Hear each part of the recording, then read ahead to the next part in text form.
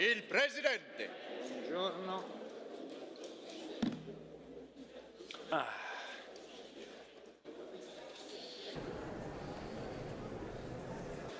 Ma la...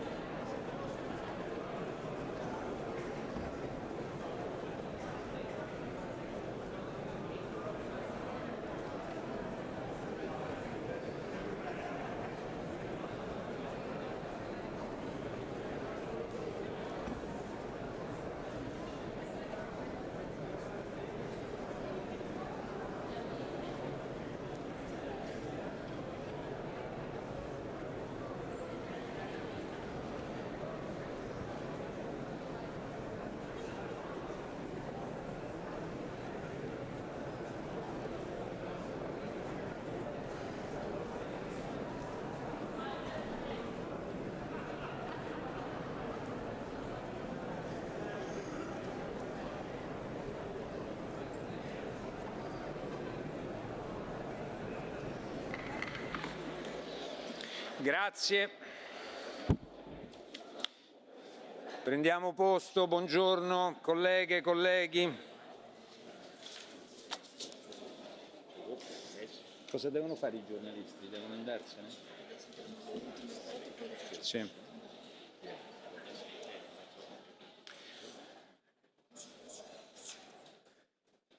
Direi di iniziare, prendiamo posto.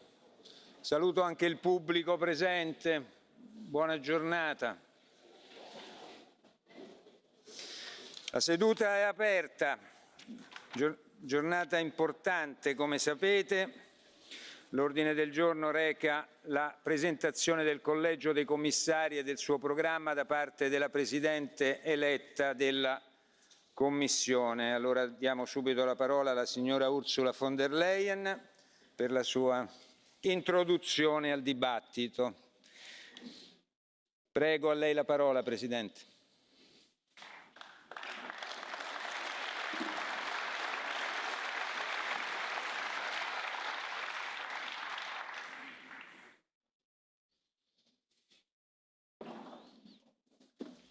The 27th of November, and exactly 30 years ago, the clock strikes 12, church bells ring, sirens blare, workers down tools, factories, mines and shops empty as the streets fill up with dance and hope.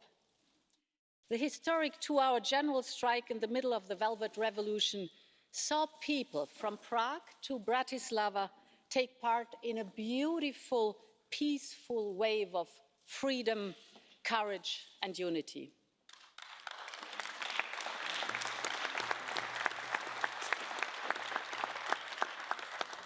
For me, these 2 hours go to the heart of what the European Union has always meant. It is not only about parties and politics, rules or regulations, markets or currencies. It is ultimately, and above all else, about people and their aspirations. It is about people standing together for their liberty, for their values, simply for a better future. There is one quote from the great Václav Havel, one of the heroes of 1989, that stands out for me when I look ahead to the future. He said, "Work for something because it is good, not just because it stands a chance to succeed."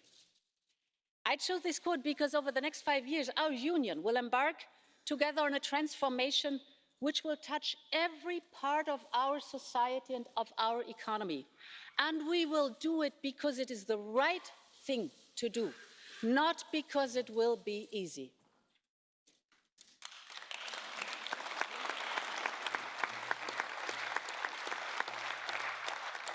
We sometimes forget that our greatest achievements have always come when we are bold. We were bold when we sought peace where there was pain.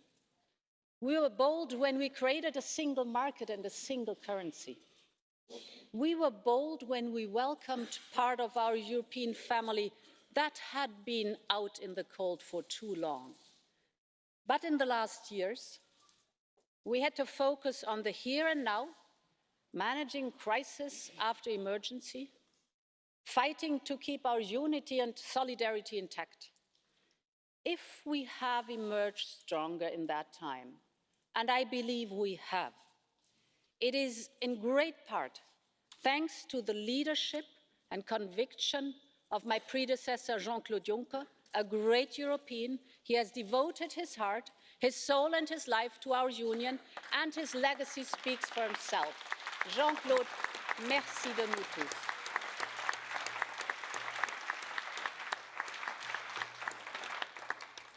Mesdames et Messieurs les membres du Parlement européen, il y a 4 mois que vous avez m'accordé votre confiance. Depuis, j'ai rencontré tous les groupes politiques et tous les chefs d'État et de gouvernement. Ensemble, nous avons formé une équipe européenne exceptionnelle. Vous, les membres du Parlement, avez auditionné chacun d'entre nous. Je vous avais promis de vous écouter et c'est exactement ce que j'ai fait et je continuerai de le faire accompagnée de Maroš Šefčovič et tous les autres membres du collège. Nous avons souvent été d'accord et oui, parfois nous n'étions pas d'accord, mais ça c'est la démocratie à l'œuvre. Aujourd'hui, ici, au cœur de cette démocratie européenne, je demande votre soutien pour un nouveau départ de l'Europe. Honourable members, the team you are voting on today come from different cultures, countries, and have different backgrounds and political colors. We have teachers and farmers, mayors and ministers, doctors and diplomats, engineers and entrepreneurs. We have those born before the Berlin Wall was built and those born after it was torn down. Those who lived in dictatorship and those who helped young democracies join our union. It is a team with almost as many women as men, only one woman away from gender balance. This shows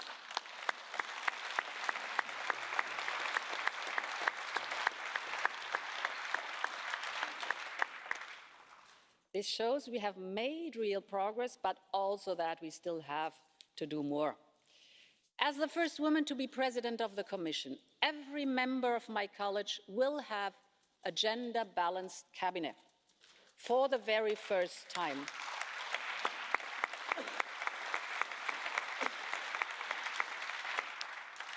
And by the end of our mandate, we will have gender equality at all levels of management for the very first time, and this will change the face of the Commission. Every member of my team will bring their own personal stories and perspectives on Europe. They will have their own policies and priorities to manage, but all together, we will be one team that works in the common European interest. We will be one team that works with this House and with Member States to tackle our generation's defining challenges. We are ready, but most importantly, Europe is ready. My message is simple. Let's get to work.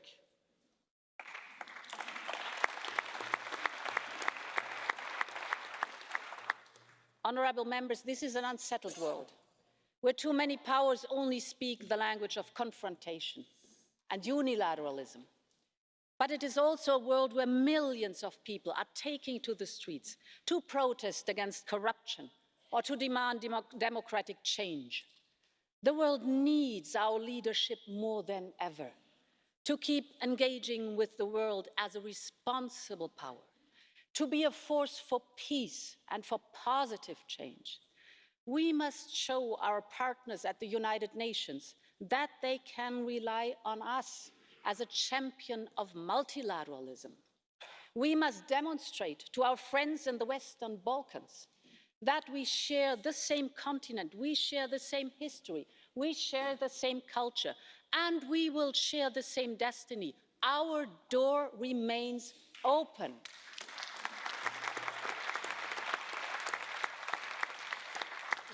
And we also share the same destiny with our transatlantic partners. Yes, we have issues, without any doubt.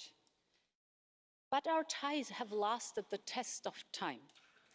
While we're speaking, thousands of students, researchers, entrepreneurs, artists continue to build zillions of friendships, business contacts, and science projects. These myriad of fine threads woven together make a bond that is stronger than any individual point of discord. Countries from the east to west, from south to north, need Europe to be a true partner. We can be the shapers of a better global order. This is Europe's vocation, and it's what European citizens want. And I'm happy to have such an experienced diplomat as Josep Borrell on our team, working alongside with Jutta Urpilainen, Olivier Varhelyi and Yanis Lenarčič. They will do an invaluable job together. We will invest in alliances and coalitions to advance our values. We will promote and protect Europe's interest through open and fair trade. We'll strengthen our partners through cooperation, because strong partners make Europe strong too.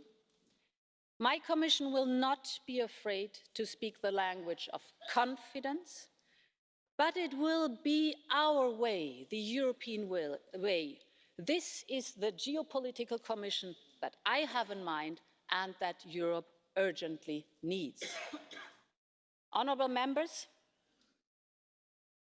if there's one area the world needs our leadership, it is on protecting our climate. This is an existential issue for Europe and for the world. How can it not be existential when 85% of people in extreme poverty live in the 20 countries most vulnerable to climate change? How can it not be existential when we see Venice underwater, Portugal's forests on fire, Lithuania's harvests cut by half because of droughts?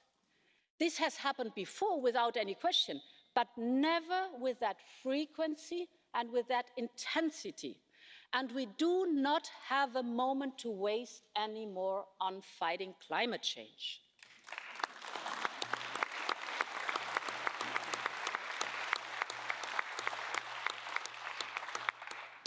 The faster Europe moves, the greater the advantage will be for our citizens, our competitiveness, and our prosperity. The European Green Deal is a must for the health of our planet and our people and for our economy. Frans Timmermans is the right person to make this happen.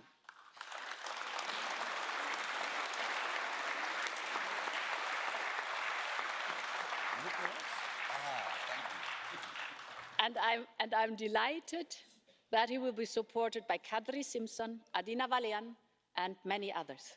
The European Green Deal is our new growth strategy. It will help us cut emissions while creating jobs. At the core of it will be an industrial strategy that enables our business, big and small, to innovate and to develop new technologies while creating new markets. We will be global standard setters. This is our competitive advantage, and it's the best way to ensure a level playing field. But all of this has to serve the European people. They want and expect Europe to act on climate and environment, but they also need affordable, clean and secure energy. They need to be skilled to work on the jobs of tomorrow.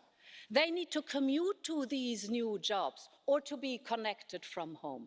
And we have to make sure that those needs are fulfilled in a sustainable way. It is a generational transition towards climate neutrality by mid-century. But this transition must be just and inclusive, or it will not happen at all.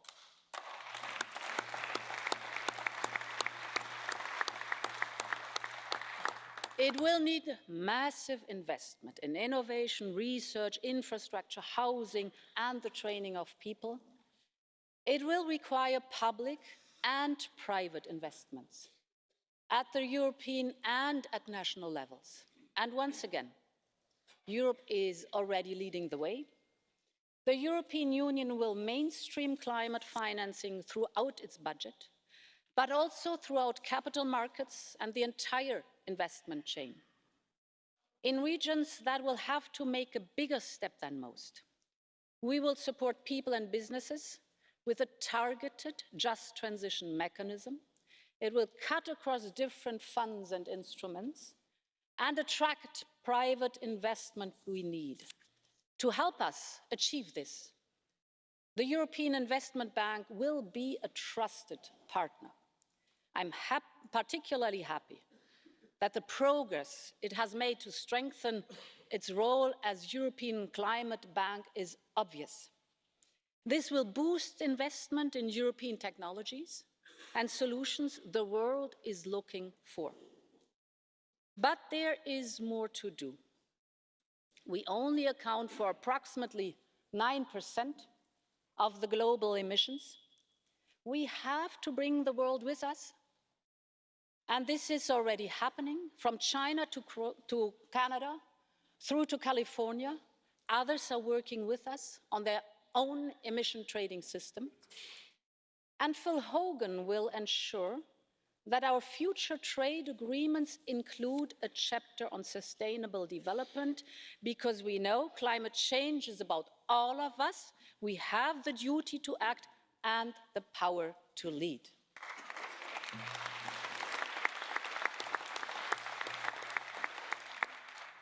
Meine Damen und Herren, die Digitalisierung ermöglicht Dinge, die noch vor einer Generation undenkbar waren.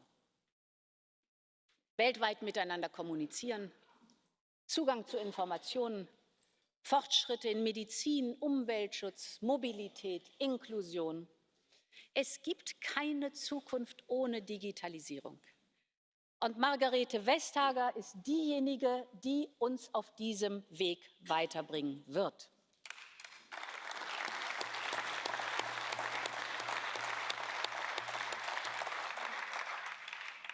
Wir werden Tätigkeiten automatisieren, die uns Menschen schwerfallen, zum Beispiel das Tragen von schweren Lasten oder das Repetitive, die Wiederholungsaufgaben, egal ob in der Fabrik oder am Schreibtisch. Aber das hat auch etwas Gutes. Das wird uns Zeit schenken. Zeit für das, was uns Menschen auszeichnet und was Computer eben nicht können. Empathie und Kreativität. Der Pflegeroboter kann zum Beispiel beim Umbetten helfen. Und die Digitalisierung kann bei den Verwaltungsaufgaben helfen. Aber immer mit einem Ziel, nämlich damit Pflegepersonal wieder Zeit hat, das zu tun, was wirklich wichtig ist, nämlich mit den Patienten sprechen und für sie da sein. Digitalisierung wird uns ermöglichen, effektiver und effizienter mit Ressourcen umzugehen, weil wir alles ganz genau werden aussteuern können, Wasserverbrauch, Energie und all die wertvollen Ressourcen unseres Planeten. Ja, die Digitalisierung wird unsere Gesellschaft, unsere Wirtschaft, unsere Verwaltung von Grund auf verändern, und sie tut es ja schon bereits heute. Um die großen Chancen zu nutzen, aber um auch die Risiken zu adressieren, müssen wir klug ausgleichen, da wo der Markt es nicht kann. Wir müssen sowohl unseren europäischen Wohlstand, aber auch unsere europäischen Werte schützen. Wir müssen unseren eigenen europäischen Weg gehen, auch im digitalen Zeitalter. Wie wollen wir das konkret machen? Erstens, wir müssen Schlüsseltechnologien beherrschen und in Europa besitzen. Dazu gehören mit Sicherheit Quantencomputer, künstliche Intelligenz, Blockchain und kritische Chip-Technologien. Damit uns das aber gelingt, damit wir diese vorhandenen Lücken schließen können, müssen wir das zusammen angehen, da wo wir dann immer stark sind. Also lasst uns unsere Ressourcen bündeln, unser Geld, unsere Forschungskapazitäten, unser Wissen, auch unsere große Fähigkeit der Umsetzung dann in die Praxis. Wir haben das schon einmal getan beim Supercomputer.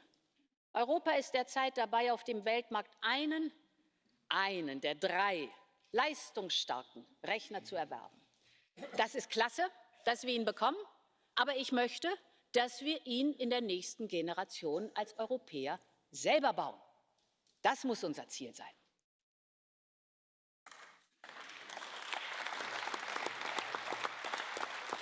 Europa hat alle Wissenschaftler und industriellen Kapazitäten, um auf diesen Feldern wettbewerbsfähig zu sein.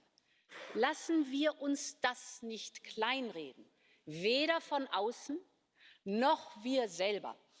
Denn klar, Innovation braucht kluge Köpfe, gar keine Frage. Aber Innovation braucht auch Diversität. Innovation braucht Freiräume, um zu denken. All das haben wir hier in Europa. Die Menschen wollen hier leben, sie wollen hier forschen, sie wollen hier ihre Zukunft gestalten. Und wir brauchen zukunftsfähige Infrastruktur mit gemeinsamen Standards sowie Gigabit-Netzwerke und sichere Clouds, nicht nur der heutigen, sondern vor allen Dingen dann auch der nächsten Generation. Das Rohmaterial der Digitalisierung, das sind die Daten. Mit jedem Klick, den wir hier in Europa tun, füttern wir Algorithmen, meistens welche eher transatlantisch, die wiederum unser Verhalten beeinflussen. Das ist kein guter Zustand.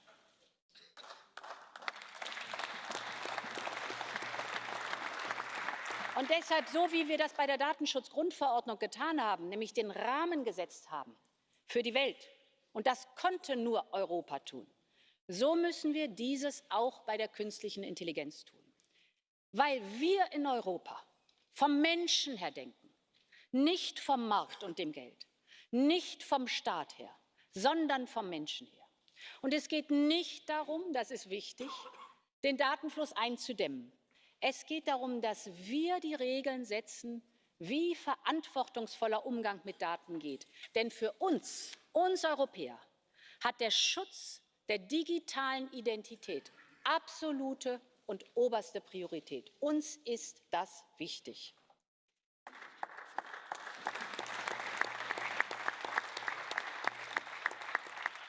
Und gleichzeitig wollen wir Innovation.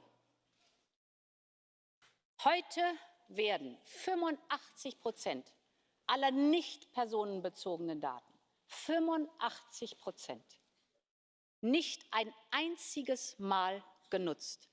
Sie werden gesammelt, automatisch, sie werden nicht ein einziges Mal genutzt. Das ist eine Riesenverschwendung. Denn in diesen Daten schlummern Erkenntnisse, die wir haben in Europa und die wir nutzen sollten. Wir müssen deshalb einen Rahmen beschreiben, damit Regierungen und Unternehmen Daten teilen und in einem sicheren Pool zur Verfügung stellen können.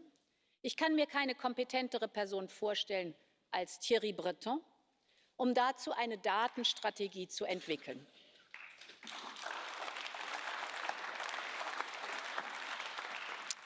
Ja, und dann gibt es das Thema Cybersicherheit. Das ist die Kehrseite von Digitalisierung, also ist es für uns auch Priorität.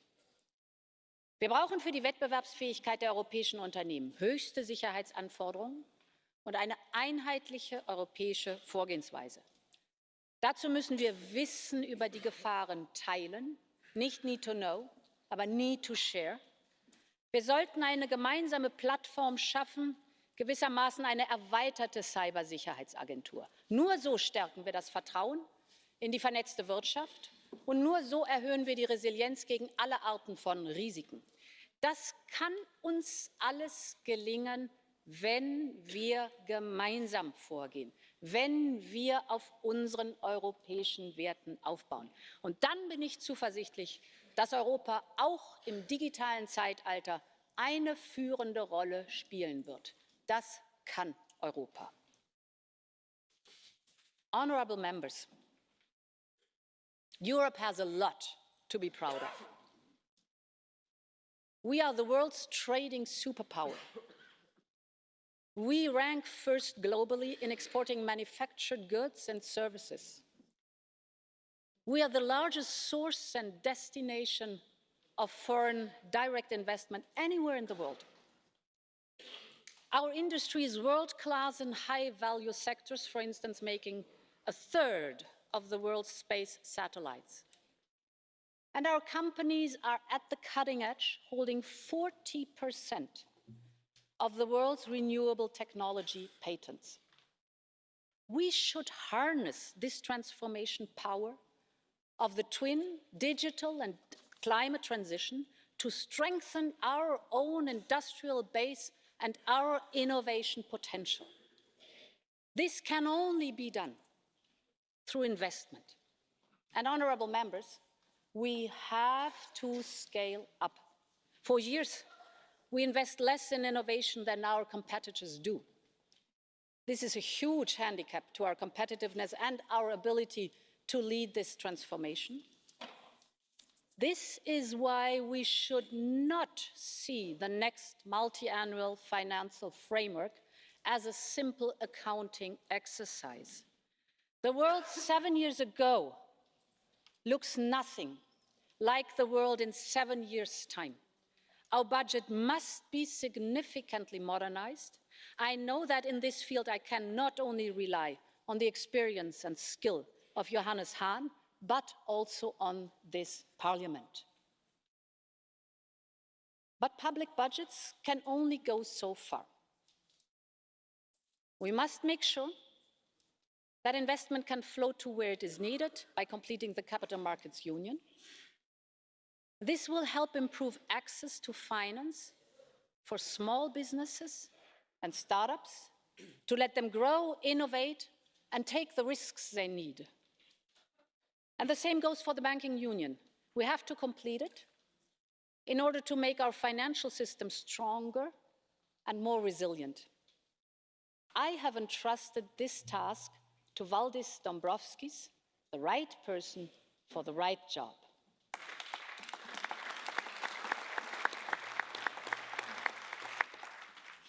He will make sure our economy works for people.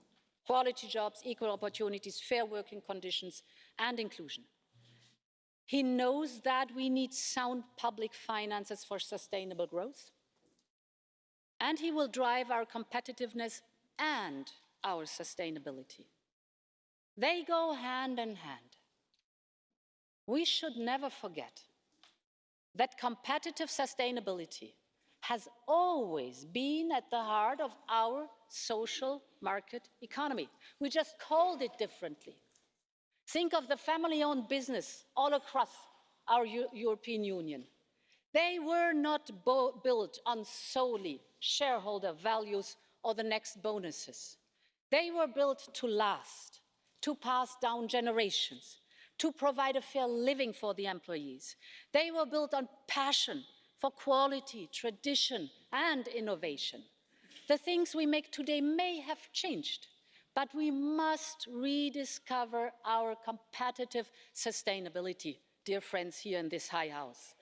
It was in this spirit that each and every member state committed to the United Nations Sustainable Development Goals. And it is in this spirit that Paolo Gentiloni will oversee the implementation of the goals. He believes in it, and I believe in him.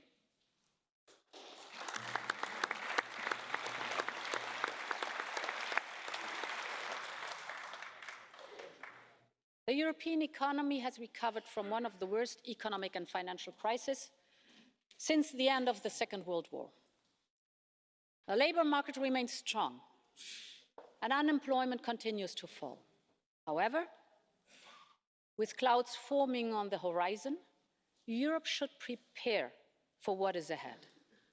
We need to rely on what makes us strong, our single market, our single currency. It is high time to complete our economic and monetary union, to deliver growth and jobs by increasing macroeconomic resilience.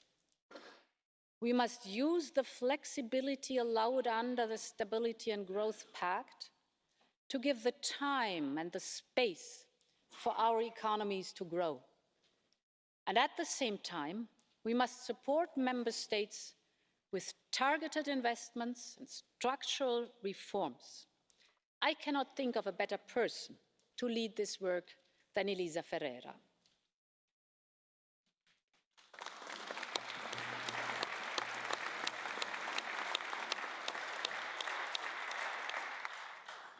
Honourable members,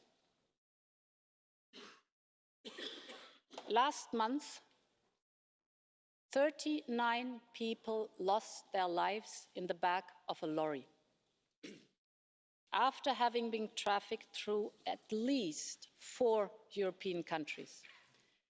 It is a tragedy that a mother in Vietnam receives a message from her daughter in Europe that she does not have room to breathe.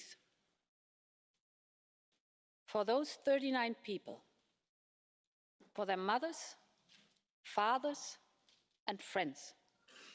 We all agree that this should never, ever happen.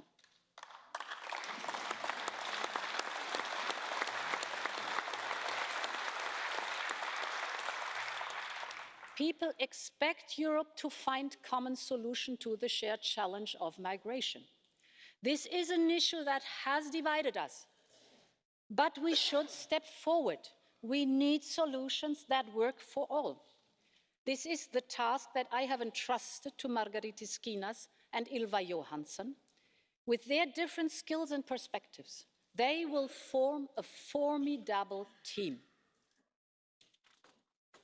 Honourable members, one thing is for sure. Europe will always provide shelter to those who are in need of international protection.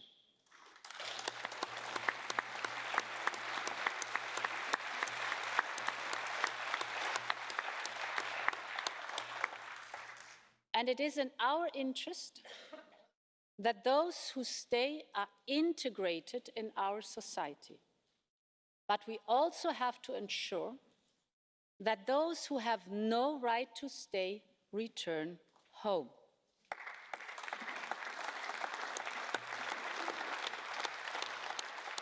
We have to break the cruel business model of smugglers. We must reform our asylum system, never forgetting our values of solidarity and responsibility. We need to strengthen our external borders to allow us to return to a fully functioning Schengen. We need to invest in our partnerships in countries of origin to improve conditions and create opportunities. It will not be easy. But let us remember the words of Václav Havel. It is the good thing to do.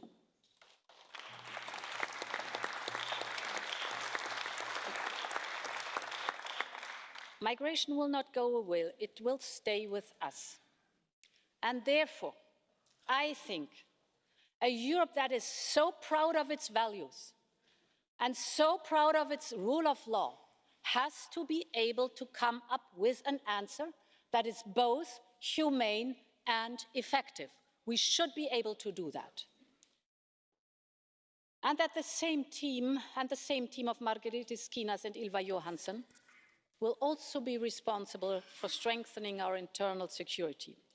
They will ensure that law enforcement cooperation can deal with new and emerging threats, and they will make sure that Europol, our best tool to fight crime, is fit for purpose. Honourable members,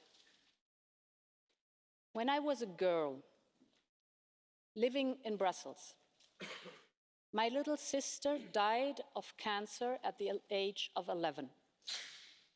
I remember the utter helplessness of my parents, but also of the medical staff who looked after her with such care. Every one of us has a similar story or knows someone who has. The number of cancer cases are rising, but we are getting better at diagnosis and treatment. Europe will take the lead in the fight against cancer. Early next year, Stella Kyriakides will launch an ambitious cancer plan. She's the right person to make sure that Europe's Beating Cancer Plan helps to reduce the suffering caused by this disease.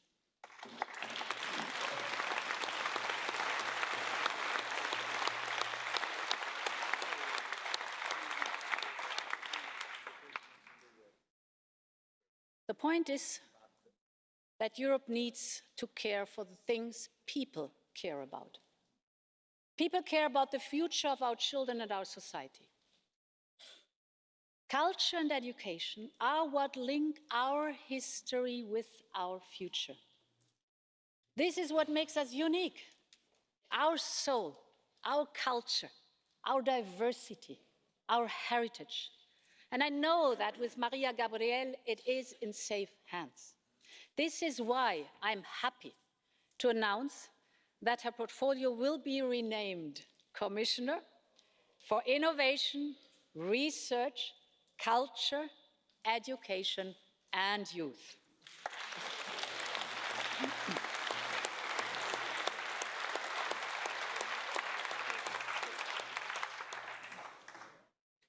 People care about fairness and equality in every sense of the word. This is why I chose Nicolas Schmid to be in charge of implementing our European Pillar of Social Rights and fighting poverty from childhood onwards. He will put forward a framework to ensure that every worker in our union has a fair minimum wage.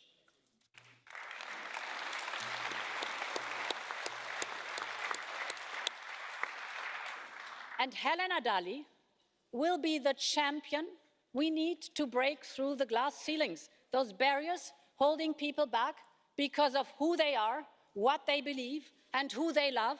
These barriers have to disappear, period.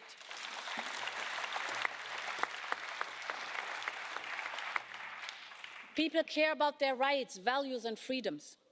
The rule of law is our foundation, can never be compromised. We must ensure that it is respected and upheld everywhere, with every country treated equally. We must focus on dialogue and prevention, but never hesitate to take all necessary measures.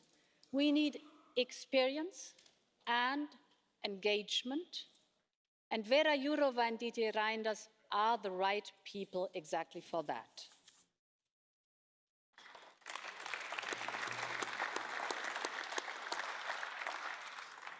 People care about the air they breathe, the water they drink, the food they eat, and the nature they cherish. We can all be happy that Virginijus Sinkevicius will be leading Europe's fight to preserve our biodiversity and oceans while ensuring our coastal and fishing communities can thrive. And we have Janusz Wojciechowski, who will ensure that our farmers can also thrive as they adapt to new realities. The twin transitions, climate and digitalization, will bring changes for all. But let us there be no doubt, farming will remain a valued part of our culture and our future. We need a sustainable farm-to-fork strategy, from capital access to young farmers to the fact that imported food products from third countries must comply with the European Union's environmental standards.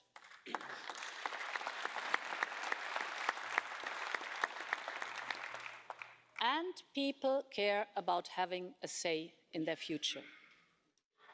The turnout in this year's European election was the highest in a quarter of a century.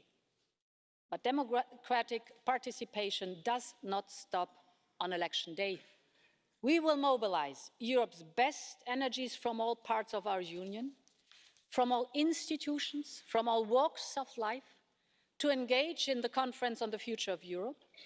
It should be inclusive for all institutions and citizens, and the European Parliament should have a leading role.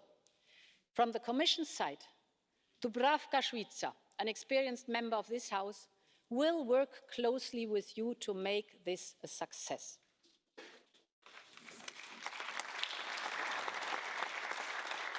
Honourable members, we all know that one member of our family intends to leave our union.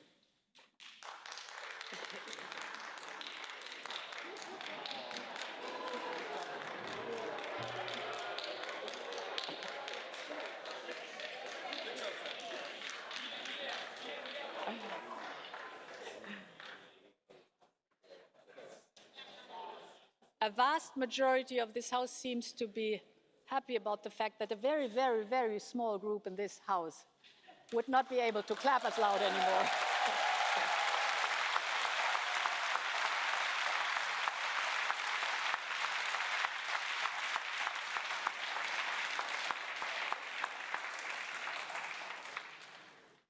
and I've never ever made any secret about the fact that I will always be a Remainer.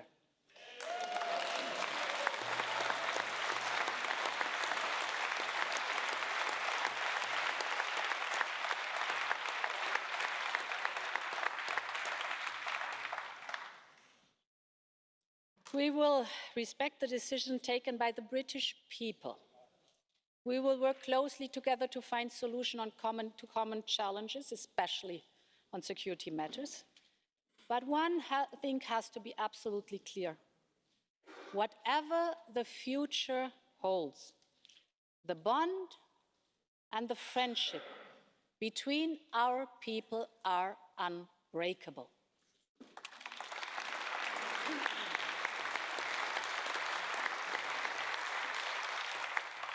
Mesdames et Messieurs les parlementaires, dans 30 ans, d'autres ici même porteront un regard sur nos actions, comme je l'ai fait au début de mon discours. Que diront-ils? Cela dépend de ce que nous ferons ensemble. Si nous faisons bien notre travail, l'Europe de 2050 sera le premier continent du monde neutre en carbone. Et elle sera une puissance de premier plan dans la numérique. Elle restera l'économie qui réussit le mieux à assurer l'équilibre entre le marché et le social. Et elle sera chef de file dans la résolution des grands enjeux mondiaux. Le chemin est ardu, mais la tâche n'est pas facile. Mais ensemble, nous pouvons le faire. Inspirons-nous de cet esprit optimiste et volontaire d'il y a 30 ans, qui a fait tomber le rideau de fer. Pour en revenir à Václav Havel, il y a des millions d'Européens qui s'engagent parce que c'est la bonne chose à faire. Il y a ceux qui s'investissent pour renforcer leur communauté. Il y a ceux qui donnent de leur temps pour prendre soin des personnes âgées ou pour nettoyer un parc. Il y a ceux qui sortent dans la rue, mais aussi changent leur style de vie pour protéger le climat. Des gens qui veulent faire la différence. Nous aussi, Parlement, Conseil et Commission, nous aussi, nous devons faire la différence. C'est dans cet esprit que j'ai construit mon équipe et c'est dans cet esprit que je suis ici aujourd'hui devant vous pour demander votre confiance. Mettons-nous au travail afin de pouvoir dire dans 30 ans également « Vive l'Europe, es lebe Europa, long live Europe ».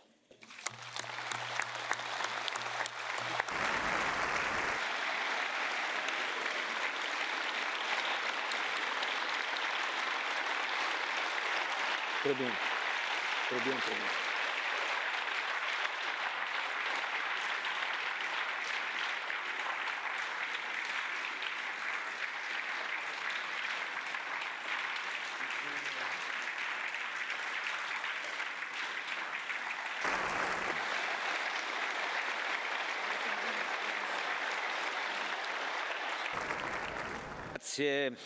Grazie alla Presidente von der Leyen.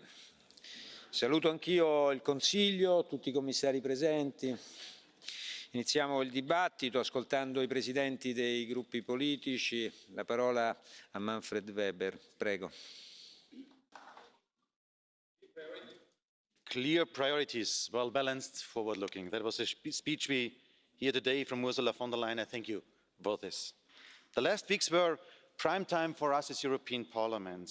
We checked all the candidates proposed by the member states, whether they are ready for the job. Not everybody was ready for the job, but finally we have now commissioners in front of us who the responsible committee gave the green light. The EPP was always insisting during the whole period in a transparent and fair procedure. The Ursula, the last weeks and months were challenging for you, but you finally were very successful. You worked hard and presented us today your new college, the team for the leadership for Europe.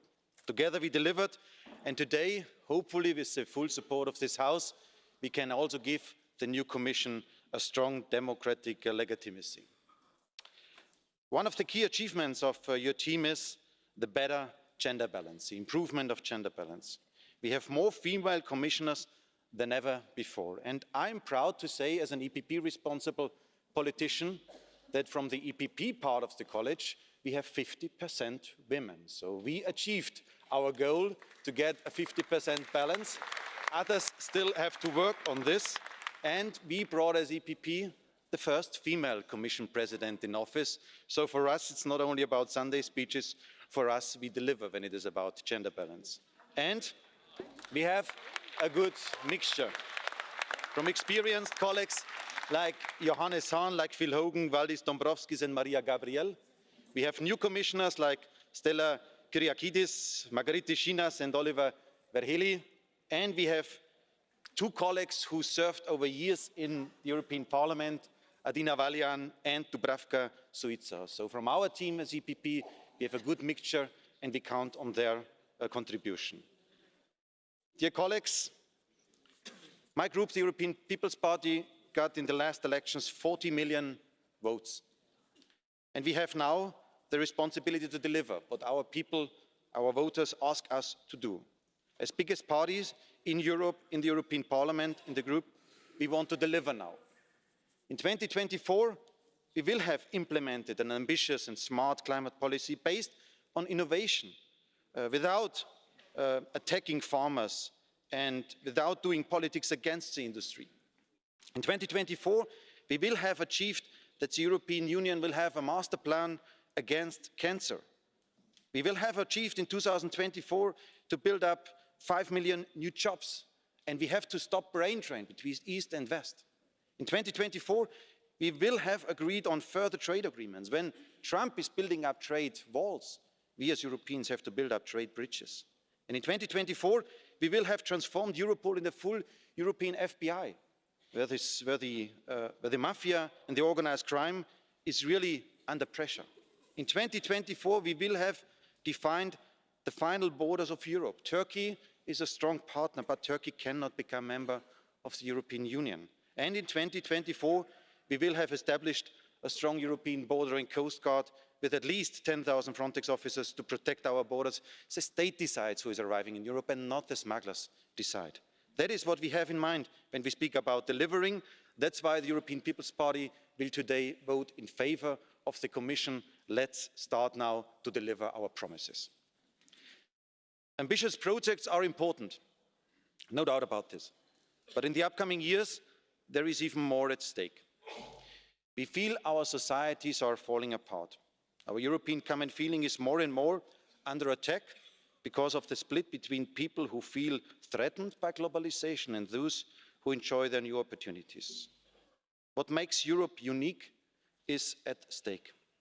A feeling of common belonging is needed so much. Identity is needed so much. All of us know how to describe our national identity, our history, our achievements, our culture. But we as Europeans, can we describe our way of living, our European way of life? Even in the poorest countries in Europe, we have a health system based on solidarity. In the US, they are still discussing Obamacare. We have all over Europe death penalty forbidden. That's not the case on global level. Democracy, rule of law, equal treatment of men and women. And as the headline for the European way of life, 30 years after the fall of the Berlin Wall, freedom, freedom of speech, of religion, of press. I'm fascinated by the Chinese culture, but I don't want to live the Chinese way of life. And the Americans will always be Europe's closest partner, but I don't want to live the American way of life. I prefer the European way of life. We will always protect, promote, and guarantee the European way of life. I like being a European. In the next 5 years, we'll decide whether Europe keeps its heart and soul or if it will be pushed aside in a more and more brutal world. The EPP is ready to work together with all democratic groups in this House for a better Europe. We as EPP have proven in the tradition of the Gasperi of Adenauer, Schumann and Helmut Kohl, that we fight for a united Europe. The people count on us. Let's start now to deliver. Grazie Presidente Weber. Presidente García Pérez, a lei la parola. Señor presidente. Señora von der Leyen, en julio le dimos un voto de confianza, a pesar de que no era nuestra candidata, porque se comprometió a incluir en su programa de trabajo unas prioridades que para nosotros son fundamentales. Usted aceptó hacer de la transformación ecológica el gran eje de la próxima legislatura y además se comprometió a hacerlo de una manera justa, sin dejar a nadie atrás. Nosotros queremos comenzar a trabajar cuanto antes, pero necesitamos tener la seguridad de que no nos defraudará. Antes de que comenzaran las audiciones, los socialistas y demócratas coincidimos nuestro voto final a que ese gran objetivo de la sostenibilidad medioambiental, económica y social se materialice con medidas muy concretas que transformen y mejoren la vida de nuestra ciudadanía. Para eso estamos aquí. Para eso nos han elegido. Por eso y para garantizar la competencia de todos y cada uno de los comisarios y comisarias, mi grupo político ha actuado con responsabilidad y exigencia durante las audiciones a los 26 comisarios que van a formar de su futuro colegio. Porque esta vez no podemos fallar. No podemos fallar a los jóvenes que se manifiestan cada viernes para decirnos que el planeta y su futuro están en juego. No podemos fallar a las mujeres y por eso, gracias a nuestra presión, se ha empleado a fondo para lograr la comisión más paritaria de la historia. Nuestro grupo seguirá dando la batalla por la igualdad de género, no solo en el número de cargos, sino también en las políticas que se deben llevar a cabo. Una de ellas debería ser intentar acabar con la lacra de la violencia machista con una directiva europea. Como tampoco podemos fallar a tantos ciudadanos y ciudadanas que ven con preocupación cómo su territorio se queda despoblado por falta de oportunidades y por ello apostamos por un fondo de transición justa, ambicioso y con recursos adicionales que ayude a la transición ecológica, sea socialmente justa y no deje a nadie atrás.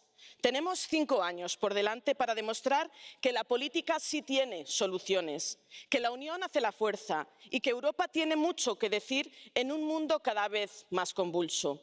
No vamos a escuchar a los agoreros del miedo, a quienes quieren volver atrás y renacionalizar las políticas.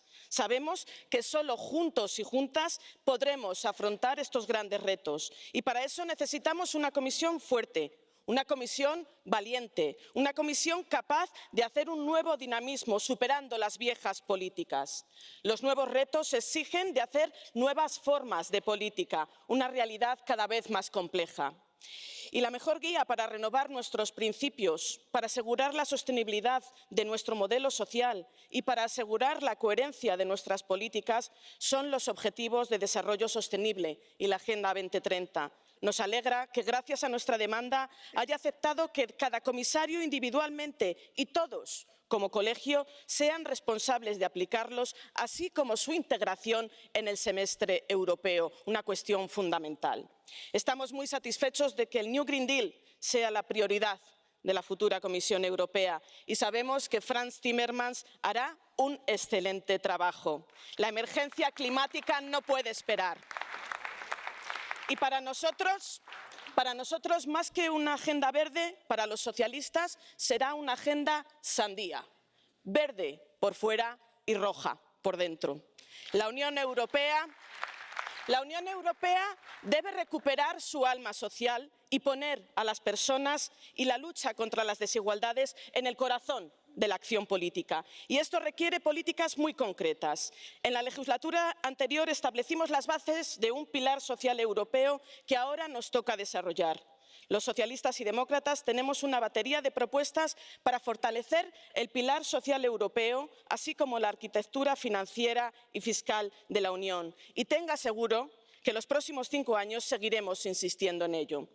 Y estos mismos principios de respeto a la dignidad humana, de solidaridad y de justicia deben orientar también a la política exterior, la cual, debo decir, que no podría estar en mejores manos. A Josep Borrell le corresponde la enorme labor de intentar hacer valer nuestros intereses y nuestros valores: paz, reglas y multilateralidad en un mundo con enormes turbulencias.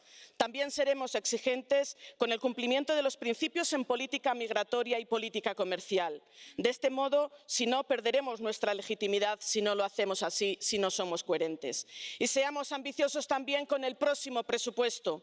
No podemos hacer más con menos, y los nuevos proyectos necesitan más dinero. Por ello, nuestro grupo será muy exigente con el nuevo marco financiero plurianual. Por último, los socialistas y demócratas no damos la batalla de mayor democratización europea por perdida.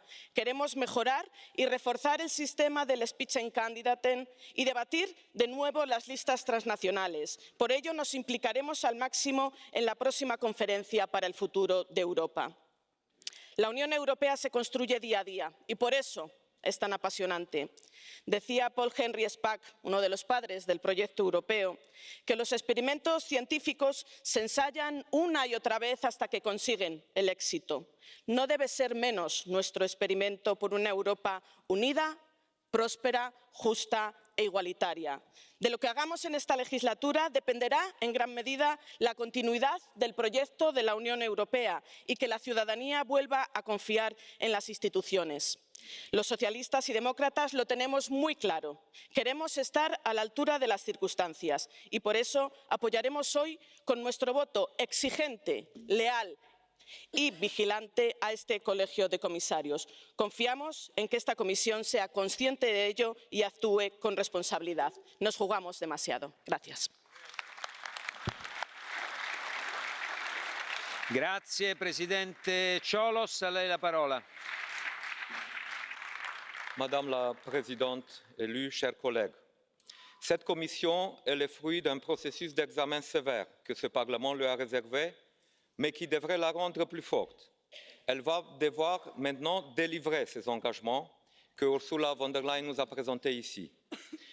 Je demande à cette commission de nous montrer trois choses: vision, passion et ambition. C'est la seule manière de préparer l'Europe pour faire face aux nouveaux défis de ce monde et en même temps d'enthousiasmer les citoyens. Oui, enthousiasmer, puisque nous avons besoin d'enthousiasme pour mener à bien ces projets.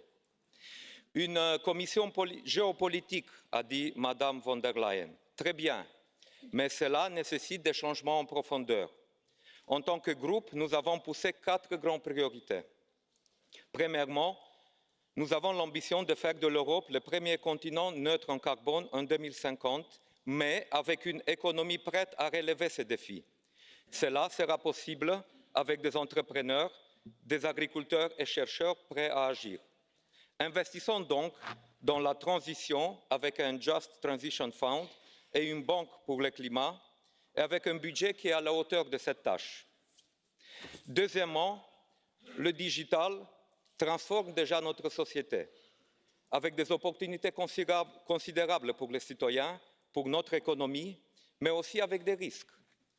Face à cette évolution, construisons donc des compagnies leaders dans ce domaine et aidons notre petites et moyennes entreprises en facilitant l'accès au financement, avec un cadre réglementaire pour l'intelligence artificielle, y compris avec une réelle stratégie européenne pour les données.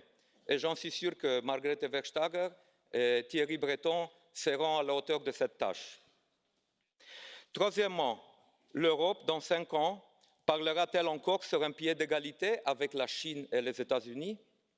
Sera-t-elle encore une voix entendue en Afrique? Nous devons aussi montrer que nous sommes capables de gérer une politique d'asile et de migration à la hauteur de nos valeurs et de construire une politique commerciale tout en ayant des clauses de durabilité mises en œuvre de manière effective et une vraie Europe de la défense, mais ouverte sur ces partenariats. Et pour tout cela, nous devons reconnecter les citoyens à l'Europe. Nous voulons une démocratie européenne qui ne se résume pas à des élections tous les 5 ans, mais où chacun se sent partie prenante. Et c'est exactement la tâche de la conférence sur l'avenir de l'Europe dont mon groupe sera un moteur. C'est le moyen pour enlever les obstacles institutionnels qui empêchent l'Union d'agir comme elle le doit. Le syndrome de too little, too late doit être éradiqué une fois pour toutes.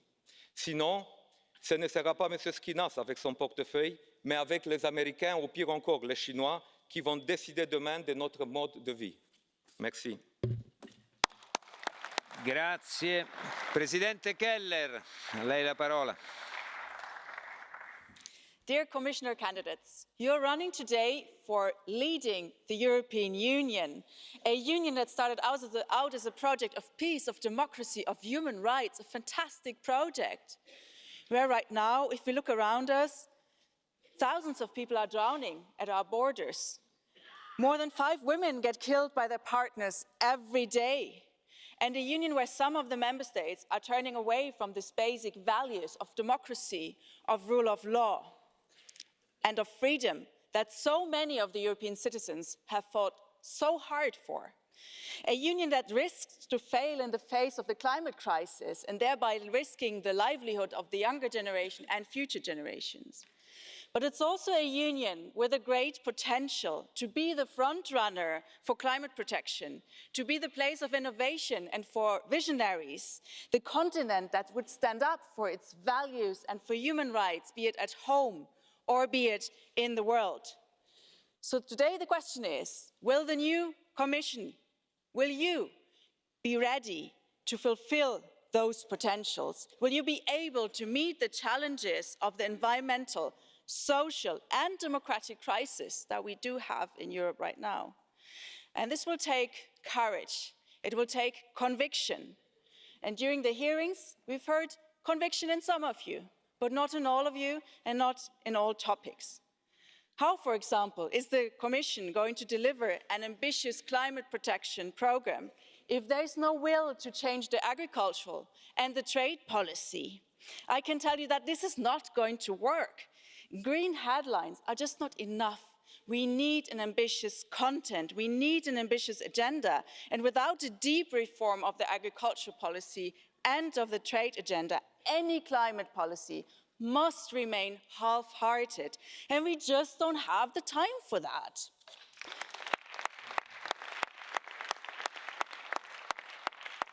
And let me point out some other problems as well. It is an unprecedented situation that the boss of one of the biggest IT companies in Europe will be a commissioner for the internal market, including the digital economy, and thus overseeing the area his former company is one of the biggest players in. And we acknowledge and we appreciate even the steps that Mr. Breton has committed himself to undertaking in order to minimize the conflict of interest.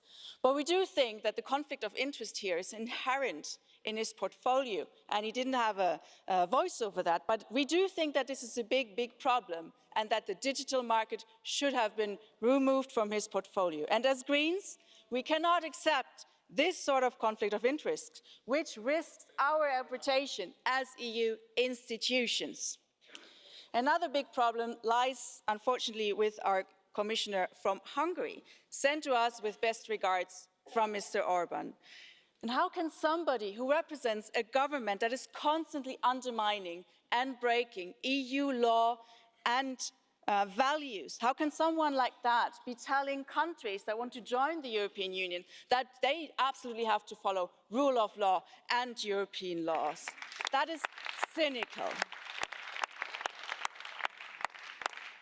I believe that hardly anything embodies the European spirit as much as our integration policy. The idea that countries are willing and eager to join the European Union, to join our common union built on peace, democracy and freedom, that is the flame burning for us in Europe. And what are we telling those countries that are right now willing to change their policies, even their name? We're telling them that they're not important, that their voice doesn't matter, that their aspirations don't matter. I think we have done enough mistakes in that area recently. Let's not add another.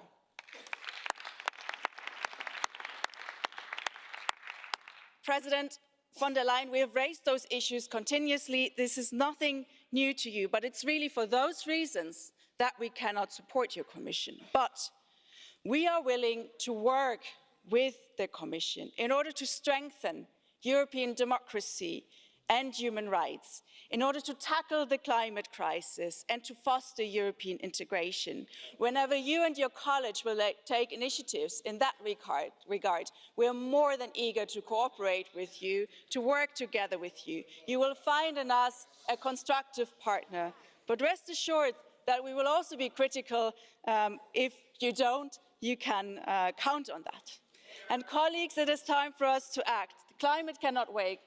Social inequality cannot wait to be resolved. And we hope that this Commission will surprise us in many positive ways, and we're willing to give you a head start in that as well. Thank you very much. Good luck. Grazie.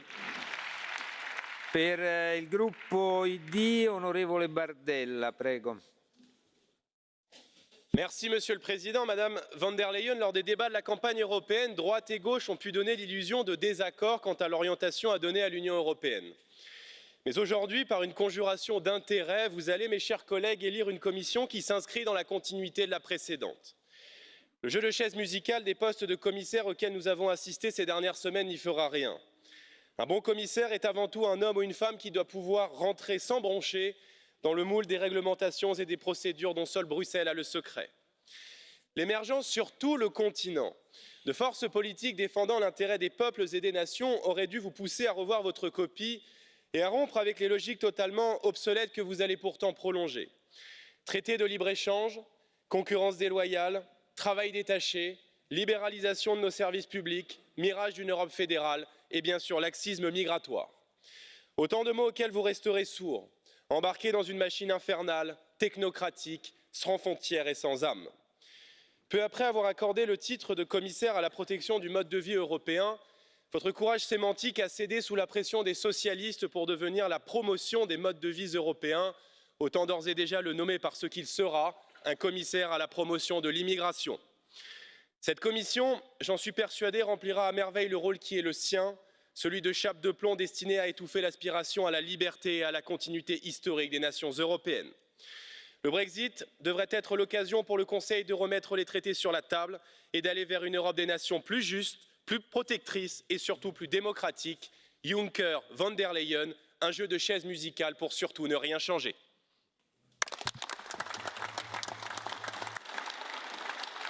Onorevole Fitto, prego. A lei la parola. Grazie Presidente. La nostra posizione oggi parte da un dato. Il dato è quello del dibattito che abbiamo ascoltato e anche dei tanti proclami, delle tante indicazioni che sono emerse in questo dibattito. Esiste però un punto di partenza che viene ignorato, addirittura esaltato e enfatizzato: il lavoro della Commissione Juncker. Ecco, questo è il primo punto di dissenso sul quale noi esprimiamo un giudizio totalmente negativo, perché è una Commissione che in questi 5 anni ha avuto un'azione politica talmente lenta nel trovare le soluzioni che quando qualche volta le ha trovate è arrivata con i problemi totalmente e profondamente cambiati. E quindi dobbiamo ragionare anche sulla questione politica che ha determinato questo, una questione che torna a fasi alterne. Ieri una proposta di un documento da parte della Francia e della Germania tornano allo schema precedente, cioè a quello della gestione della Commissione Juncker, cioè esattamente quella impostazione che ha portato questi risultati negativi. E a questo si aggiunge una seconda questione che è altrettanto importante rispetto a questo: le differenze che hanno caratterizzato degli scontri politici nei giorni scorsi, nei mesi scorsi, anche tra Francia e Germania, e non su questioni di poco conto, perché avere un approccio diverso, critico o polemico o alternativo alla NATO, signora Presidente, non è la stessa cosa all'interno di queste istituzioni. Dobbiamo chiarirle queste posizioni. Noi su questo vogliamo, da parte della Commissione, della Presidente, una posizione di chiarezza. E poi ci sono i temi. Sicuramente il discorso della Presidente della Commissione, il programma è un programma che guarda avanti, è un programma che punta a risolvere tutte le grandi questioni che ci sono sul tappeto. Però dobbiamo essere anche realisti. Come? Il Just Transition Fund, come? il tema dell'abbattimento delle emissioni. Inseriamolo non in un ragionamento di estremismo ambientalista, ma cerchiamo di mettere in campo alcuni punti fermi. Il 9% delle emissioni globali è prodotto in Europa, oltre il 40% tra Stati Uniti e Cina. E qual è la nostra domanda di politica industriale? Qual è il nostro obiettivo e la nostra risposta sul mondo del lavoro, sulle scelte che devono essere compiute in questa direzione? È il nodo del bilancio europeo, del quadro finanziario pluriennale. Vogliamo fare tutto, il Green Deal, le politiche agricole, le politiche di coesione, come? Quando affronteremo e come affronteremo il nodo del bilancio? Quali saranno le risposte che su questa questione verrà? Così come il grande tema del bilancio, con il rischio di inserire la deriva, ancora una volta, che punta a mettere in campo meccanismi di penalizzazione per alcuni paesi, come questo Parlamento ha già fatto in passato con l'articolo 7, trovando una risposta proprio in quei paesi nei quali ha attivato questa procedura da parte della gente, perché in quei paesi gli elettori hanno dato una risposta opposta all'azione della Commissione europea sostenuta da questo Parlamento. Allora su questi punti abbiamo bisogno di chiarezza, così come voglio toccare in ultimo il tema dell'immigrazione.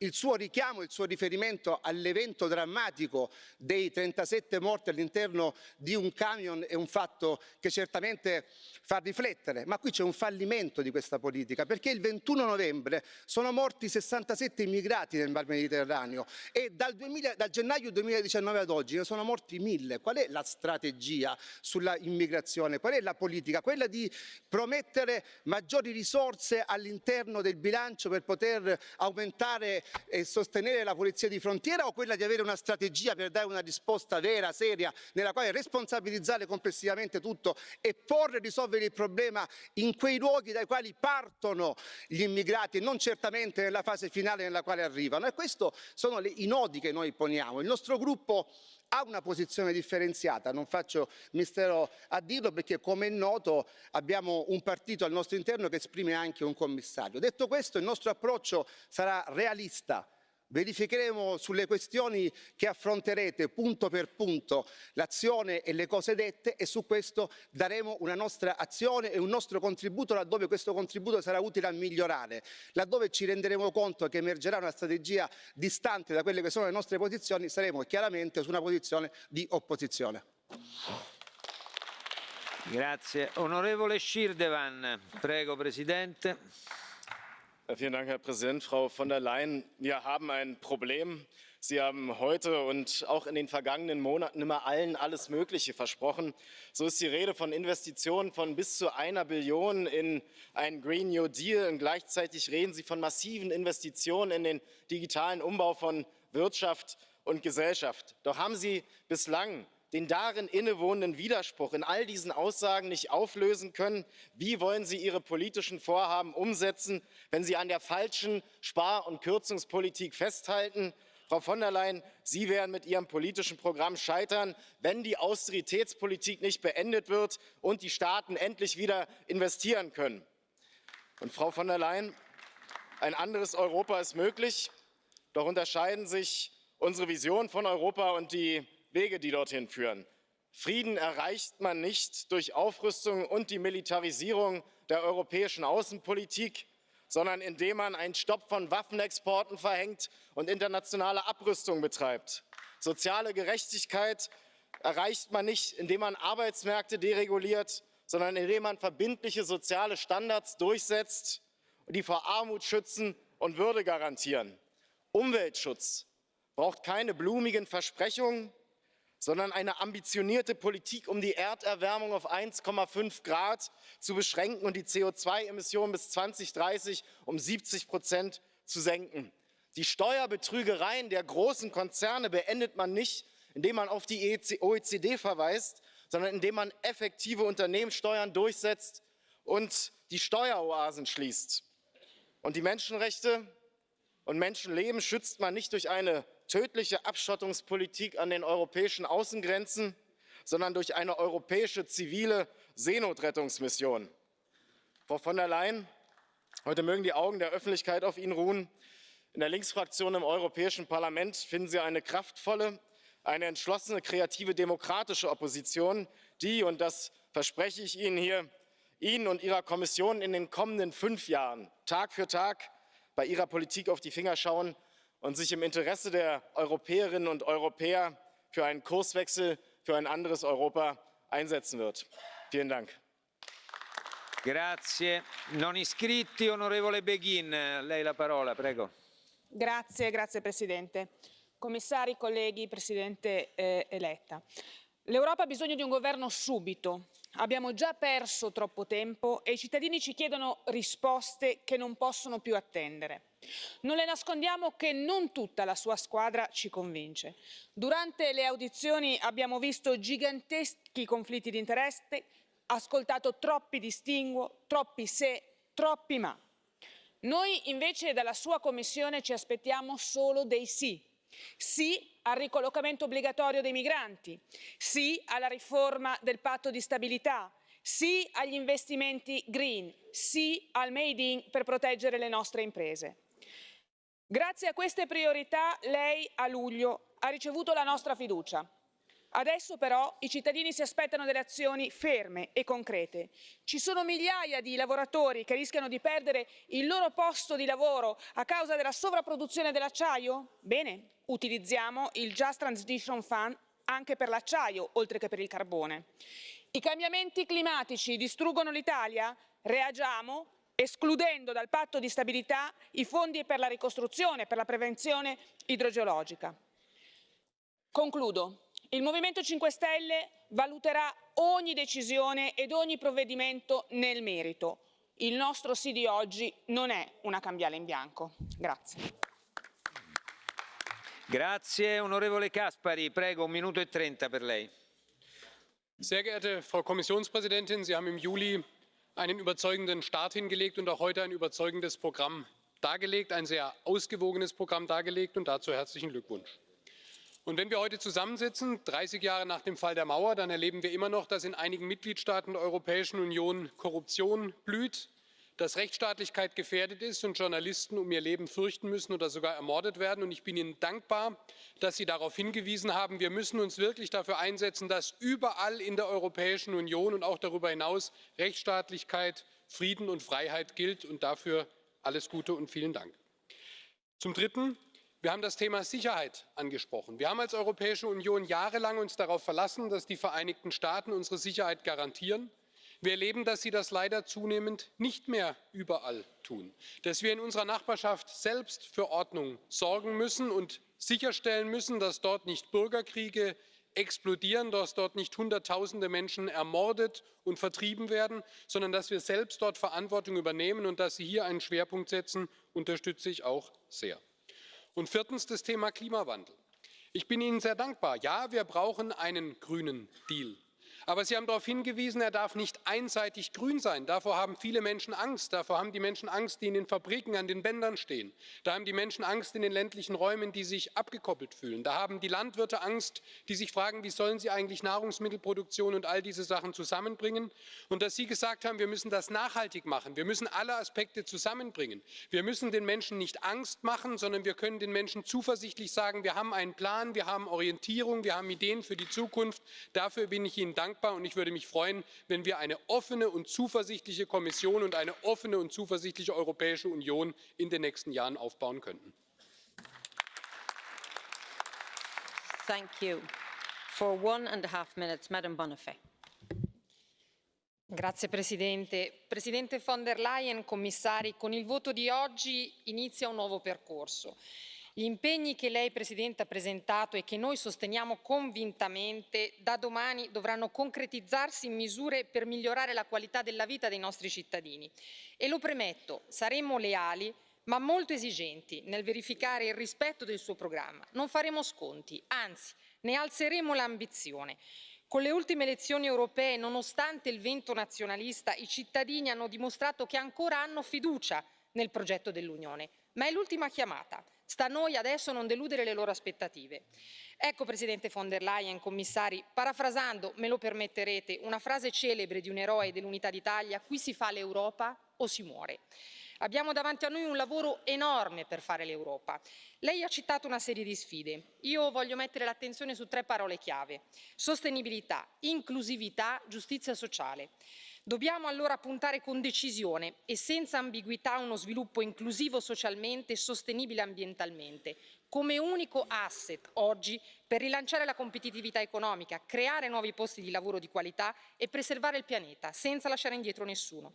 Per fare questo servirà stabilire un nuovo approccio della governance economica che punti alla crescita, non solo rivedendo criteri e parametri, ma incorporando la sostenibilità sociale e ambientale a partire dal semestre europeo. E soprattutto, per realizzare questo programma, serve un bilancio adeguato. Senza risorse rischiamo di rimanere solo con buoni propositi. Ecco, Presidente, il gruppo dei Socialisti e Democratici saprà fare la sua parte. Saremo pronti a lavorare su ogni provvedimento senza risparmiarci, dimostrando giorno dopo giorno a ognuno dei cittadini che rappresentiamo che l'Unione Europea è la migliore garanzia per il futuro di tutti noi. Grazie.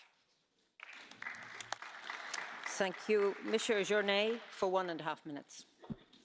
Merci Madame la Présidente. Madame la Présidente, nous avons déjà beaucoup échangé. Vous avez obtenu une majorité dans cet hémicycle il y a quelques mois. Vous êtes venu en audition. Nous avons pu auditionner l'ensemble des commissaires.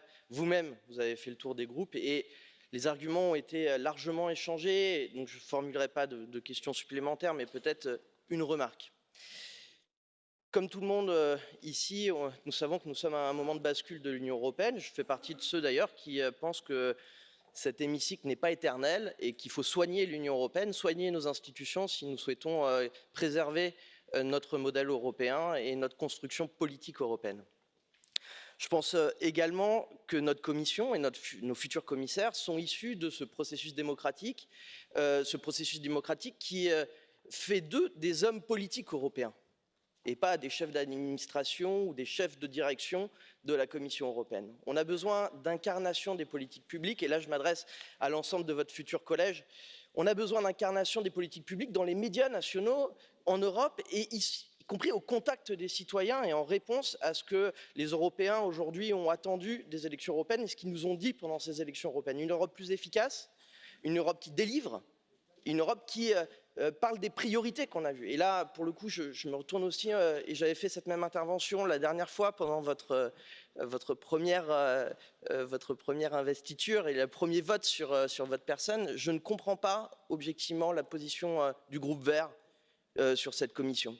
On a une commission la plus progressiste, la plus écolo de l'histoire de cette commission, et je ne comprends pas la recherche des arguments.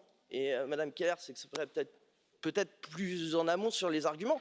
Mais en tout cas, merci des discussions et des débats, merci de ces priorités. Et on votera évidemment pour cette commission et ce sous-collège. Thank you. Colleagues, before I give the floor to our next speaker, could I just say that I am trying to be flexible on time, but there are already, I think, 12 requests for Catch the Eye, and I would like to get as many in as possible, so please stick to your time. I'm not saying this because you have the floor now, Mr. Smith, for 1 minute, but I would like you to lead by example. Thank you. I always try to make my words few and meaningful, Madam President. Thank you. Good morning, colleagues. It's a pleasure to be here. And Dr von der Leyen, the Scottish National Party, we will support your Commission this morning. We believe the domestic context with Brexit has coloured our thinking. Colleagues, I have to say frankly to you that the world looks different when you face the prospect of your country being removed against your democratic will from this family of nations. You look at the big picture, not the minutiae. But Dr von der Leyen, we do need a new dynamism in Europe. For too long, it's been too easy to present the European Commission as stale, out of touch, uncaring. I truly do hope that you do, and your new college do, bring a new energy to the European Union.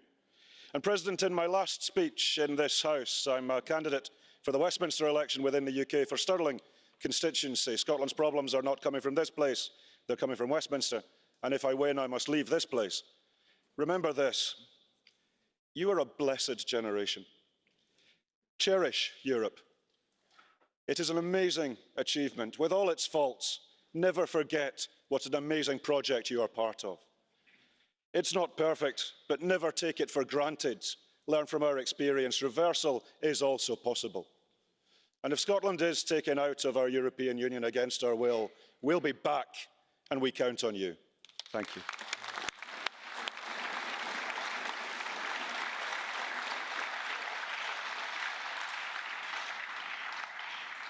And now for 1 minute, Mr. Bocchia. Quante sfide attendono la nuova Commissione europea, ma le sfide per essere vinte necessitano di credibilità. Signora von der Leyen, lei ha dichiarato di voler aumentare del 30% le spese per la politica estera, ma non basta buttare il denaro dei contribuenti per superare le posizioni legittimamente diverse tra i vari Stati. Poi mi chiedo, servono davvero uffici dell'Unione Europea alle isole Figi o alle Barbados? Clima, vicepresidente Timmermans vorrebbe un'Europa campione del clima, ma se i paesi terzi non fanno la loro, non si accollano impegni, avremo solo oneri per i cittadini e per le nostre imprese. Bilanci nazionali, speriamo di non vedere più vincoli e parametri che vengono utilizzati dalla Commissione europea per giudicare se un governo democraticamente eletto sta simpatico o meno. Concludo con una riflessione, ma come potete pensare di essere una Commissione inclusiva se avete rifiutato il confronto con chi rappresenta milioni di cittadini che a maggio hanno chiesto una discontinuità rispetto al passato? Buona fortuna, ne avrete tanto bisogno. Mr. Zīle, for 1 minute. Prezidents kundze, jums izdevās sabalansēt ļoti grūto uzdevumu kompromisu portfeļu sadalē un pat nosaukumu sadalē komisāru portfeļu. Rezultātā, protams, ir kāds portfeļs, kas vairāk atgādina mugursomu, kurā ir ielikti ķirši no kūkas un ļoti lielāka nekā citi. Bet tas nav tas būtiskākais. Jūs varat balstīties arī uz Eiropas konservatīvu reformistu grupas lielas daļas atbalstu, ja jūs uzturēsiet vienota tirgus principu bez protekcionisma, dzīves kvalitātes izlīdzināšanās visā Eiropas Savienībā, ja vides politika nesabremzēs Eiropas biznesa konkurētspēju globāli. But the most important, Mrs. President, is you called geopolitical commission. And it's the same as said by the very important country president recently in some interview. But if the navigation of the geopolitical commission is in the same direction, it's caused some troubles. If we are going to erode our transatlantic cooperation and instead to create new links with aggressive country in the east, which occupied some other European country only because they decided to go west, I think it's created dangerous geopolitical development of your commission. Please be careful in this direction. Thank you. Thank you. 1 minute, Ms. Hazekamp. Dank u wel, voorzitter. De belangen van multinationals staan lijnrecht tegenover de belangen van mensen, dieren, natuur en milieu. En dat zie je bijvoorbeeld bij de energietransitie en dat zie je bij het toelaten van schadelijk landbouwgif en GMO's. De Europese Commissie heeft hierover veel macht en daarom is het van cruciaal belang dat de eurocommissarissen onafhankelijk zijn. En hoe is het in godsnaam mogelijk dat hier personen naar voren worden geschoven die financiële belangen hebben in multinationals zoals Bayer Monsanto of olie- en gasbedrijven? Bedrijven die miljoenen euro's uitgeven om het Europese beleid naar hun hand te zetten. En dan de beoogde klimaatcommissaris, de heer Timmermans, die ontkent dat een krimp van de vee-industrie noodzakelijk is om de klimaatverandering tegen te gaan, terwijl dit al onomstotelijk vaststaat. Het is teleurstellend dat de ambities van deze commissies volstrekt ontoereikend zijn om de biodiversiteitscrisis en de klimaatcrisis op te lossen. De Partij voor de Dieren heeft daarom weinig vertrouwen in deze commissie, maar multinationals vast wel. Dank u wel. For 1 minute, Mr. Sinčić. Hvala vam. Gospođo von der Leyen, ovdje ste danas nahvalili svoju komisiju, ljude koji su vaši komisari, povjerenici za razna područja.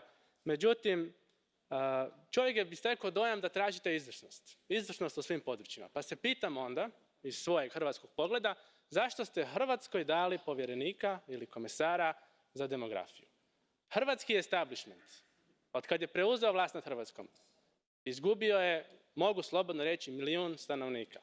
To je katastrofa. U nekim dijelovima Hrvatske, u Slavoniji, u zadnjih 6 godina izgubili smo svakog 5. odnosno svakog 4. učenika. To su porazni podaci. Iz mojeg kuta gledanja nema smisla da netko ko toliko malo zna i sposoban je u demografiji vodi demografiju cijele Europe. Međutim, taj paradoks se lako objasni. Iz vašeg pogleda, iz Berlina kad gledate, pozicija demografskog komesara Hrvatskoj je nagrada hrvatskom establishmentu što je napunio njemačke gradove sa minimalno 50.000 stanovnika godišnje prema znanstvenim istraživanjima. Ako se ovako nastavi, u Hrvatskoj će ostati samo penzioneri i političari. Da ne kažem da sljedeće godine Austrija otvara vrata i očekuje se još 200.000 iseljenika. Gdje je biološka održivost? Govorimo o klimatskoj održivosti. Gdje je biološka održivost zemalja članica? 1.5 minutes now for Mr. Heliki.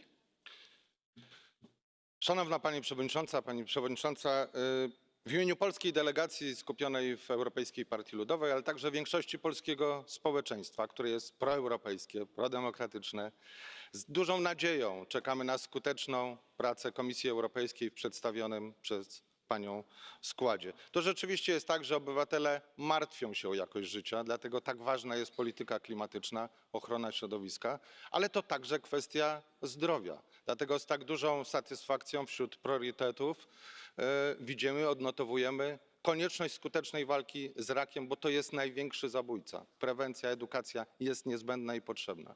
By realizować zadania gospodarcze, potrzebny jest dobry budżet. Stawiamy siebie do dyspozycji, żeby był on większy, a nie mniejszy, żeby można było tworzyć nowe miejsca pracy, żeby można stawiać na innowacyjność, rozwój gospodarki, na kwestię rozszerzenia edukacji. I jest też kwestia fundamentalna, o której Pani wspomniała kilkukrotnie. To Komisja Europejska stoi na straży traktatów. Obrona wolności, wartości, praworządności to jest element naszej wspólnoty, fundamentalny. Nikt nie może stawiać siebie ponad prawem. Wszystkie rządy są równe. Dlatego życzymy także konsekwencji i aktywności, by tę wspólnotę, z której tak jesteśmy dumni, dalej tworzyć, by nikt jej nie zagrażał, by nikt jej nie podważał. Dziękuję i życzymy powodzenia. For 1.5 minutes, Mr. Stanishev. Thank you, Madam Chair, Madam President-elect, Commissioners-to-be. Today, you will receive a much broader and consolidated support from the Socialist Group than you did in July. And there are 3 reasons for this to happen. First, Madam President, you took strong pledges and made serious commitments, political commitments, for a progressive change of the European Union, a change which is social, environmental and economic. The most progressive, actually, political agenda for the Commission is at the table, and we have to back it. But we socialists shall be very vigilant and demanding on what you deliver. And the first test will be the MFF, because you cannot make policies without resources. Second, we have a strong team of socialist commissioners who have vision, competence and energy to deliver. And the Commission cannot be seen anymore as the domain of the EPP, where one party dominates the policies. It's a balance of policies and political forces. Third, last but not least, European citizens have no patience anymore. They want to deliver. In the last European elections, there was a record participation, but the patience of the citizens is at the limits. So please, start acting and delivering from today. You only have 5 years. Thank you. For 1.5 minutes, Madam Voden.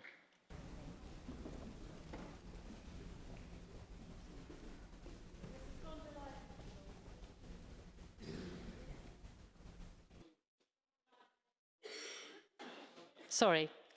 Ms von der Leyen, Commissioner designate.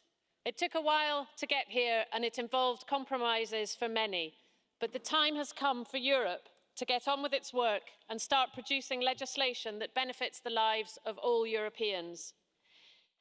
Ms von der Leyen, I admire your ambition to create a gender-balanced team, You fell slightly short at the last minute, but there has never been such high female representation in Europe's top jobs.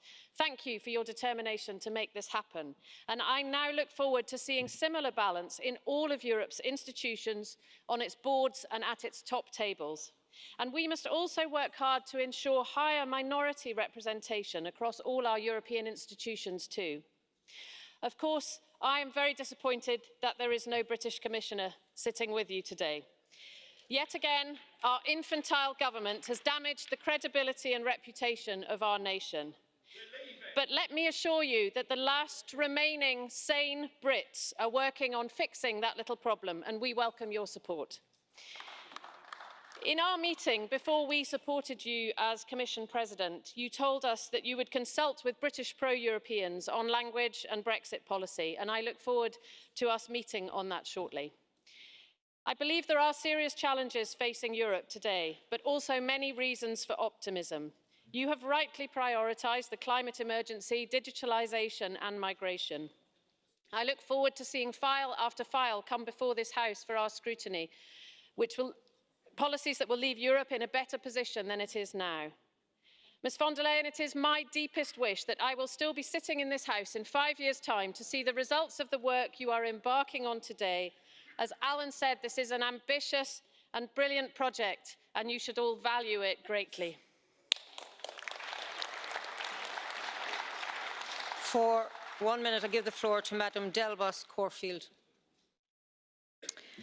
Cette démocratie européenne, encore jeune, encore fragile, n'est pas totalement mature et certainement pas fédéraliste. Ce sont les États membres qui nomment les commissaires. Et cela permet à 2 gouvernements d'envoyer des commissaires qui leur sont loyaux, la Hongrie et la Pologne. Et pourtant, l'article 7 a été déclenché contre ces 2 pays car ils enfreignent les plus élémentaires règles de l'état de droit et nos valeurs.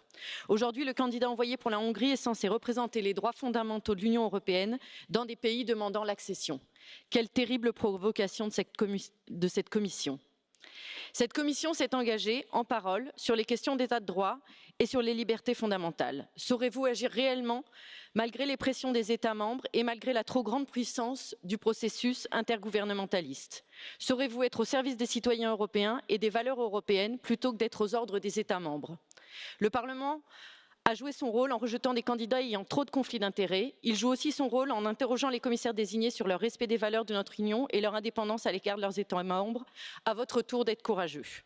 Un portefeuille n'a pas changé de nom au cours des semaines. Vous maintenez un portefeuille qui s'intitule Démocratie et démographie. Pour une féministe, cette association de mots fait froid dans le dos. Et cette commissaire, Madame Šuica, est celle qui est en charge de la conférence sur le futur de l'Europe. Lors de son audition, cette candidate a refusé de condamner la théorie du grand remplacement. Vous comprendrez alors encore une fois notre inquiétude à l'égard de cette commission. Saurez-vous assurer un futur de l'Europe féministe, inclusif et garant des libertés fondamentales? Merci. Thank you. Madam, there is a blue card request. Madam Delbos? There is a blue card request from Mr. Botosh. Will you accept? Did you say no or yes? Yes. No, which part? No. Sorry, I'm confused. Would you take the blue card? You don't have to. It's no. I think yes. you get. Okay. Okay. Mr. Botosh, you have the floor.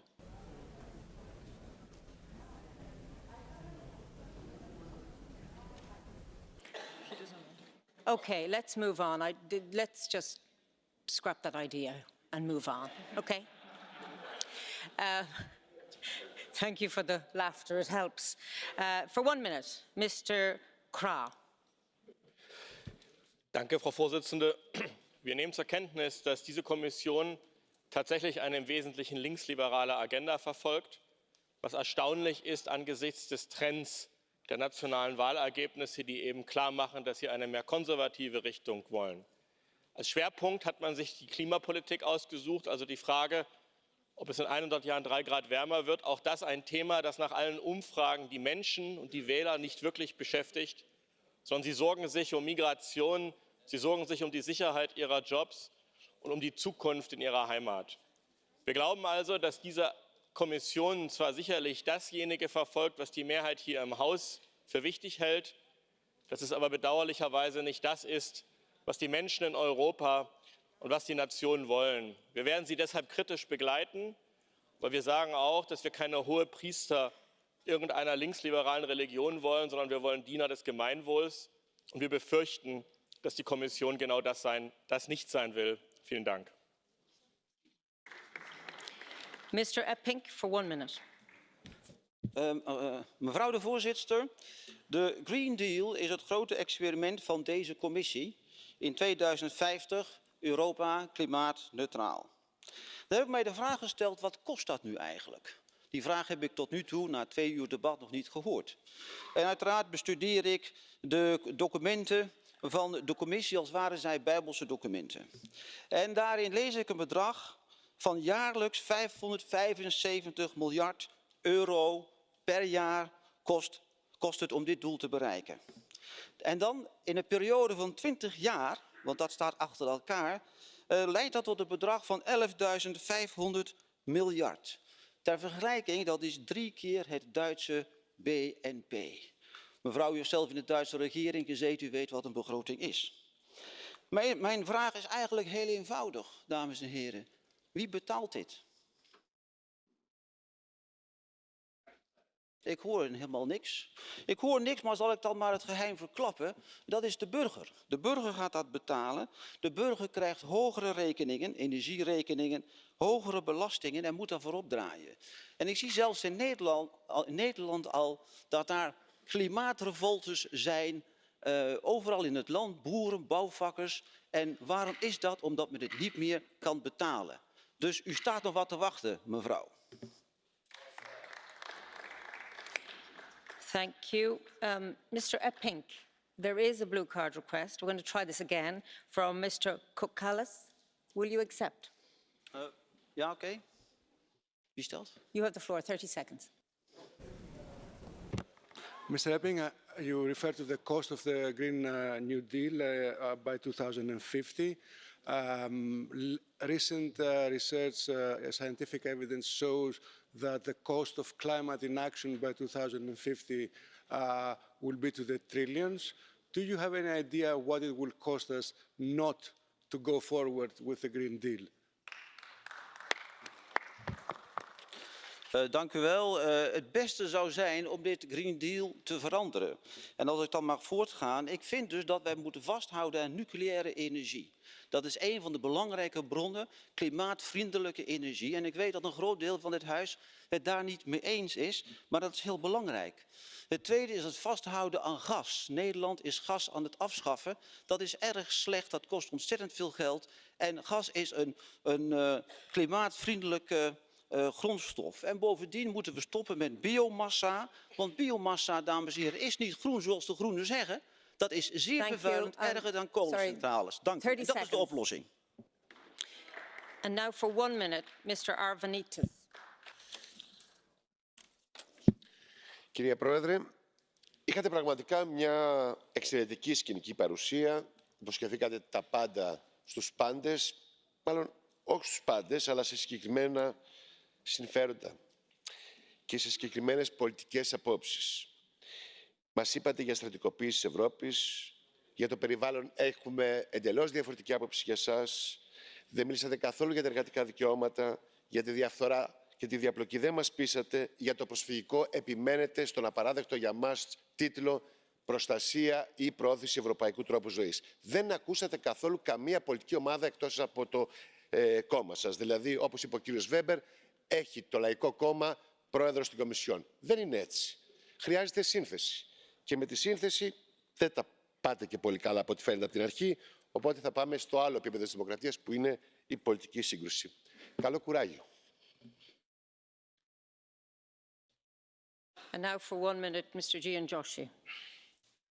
Thank you very much, Madam President. Dear Ms. von der Leyen, after a difficult, protracted task of putting up or setting up a commission and the negative message of ditching the Spitzenkandidat system for electing the president of the commission, we should be happy and congratulate you for putting together a team of commissioners, a college, and lining them up behind a very ambitious program indeed.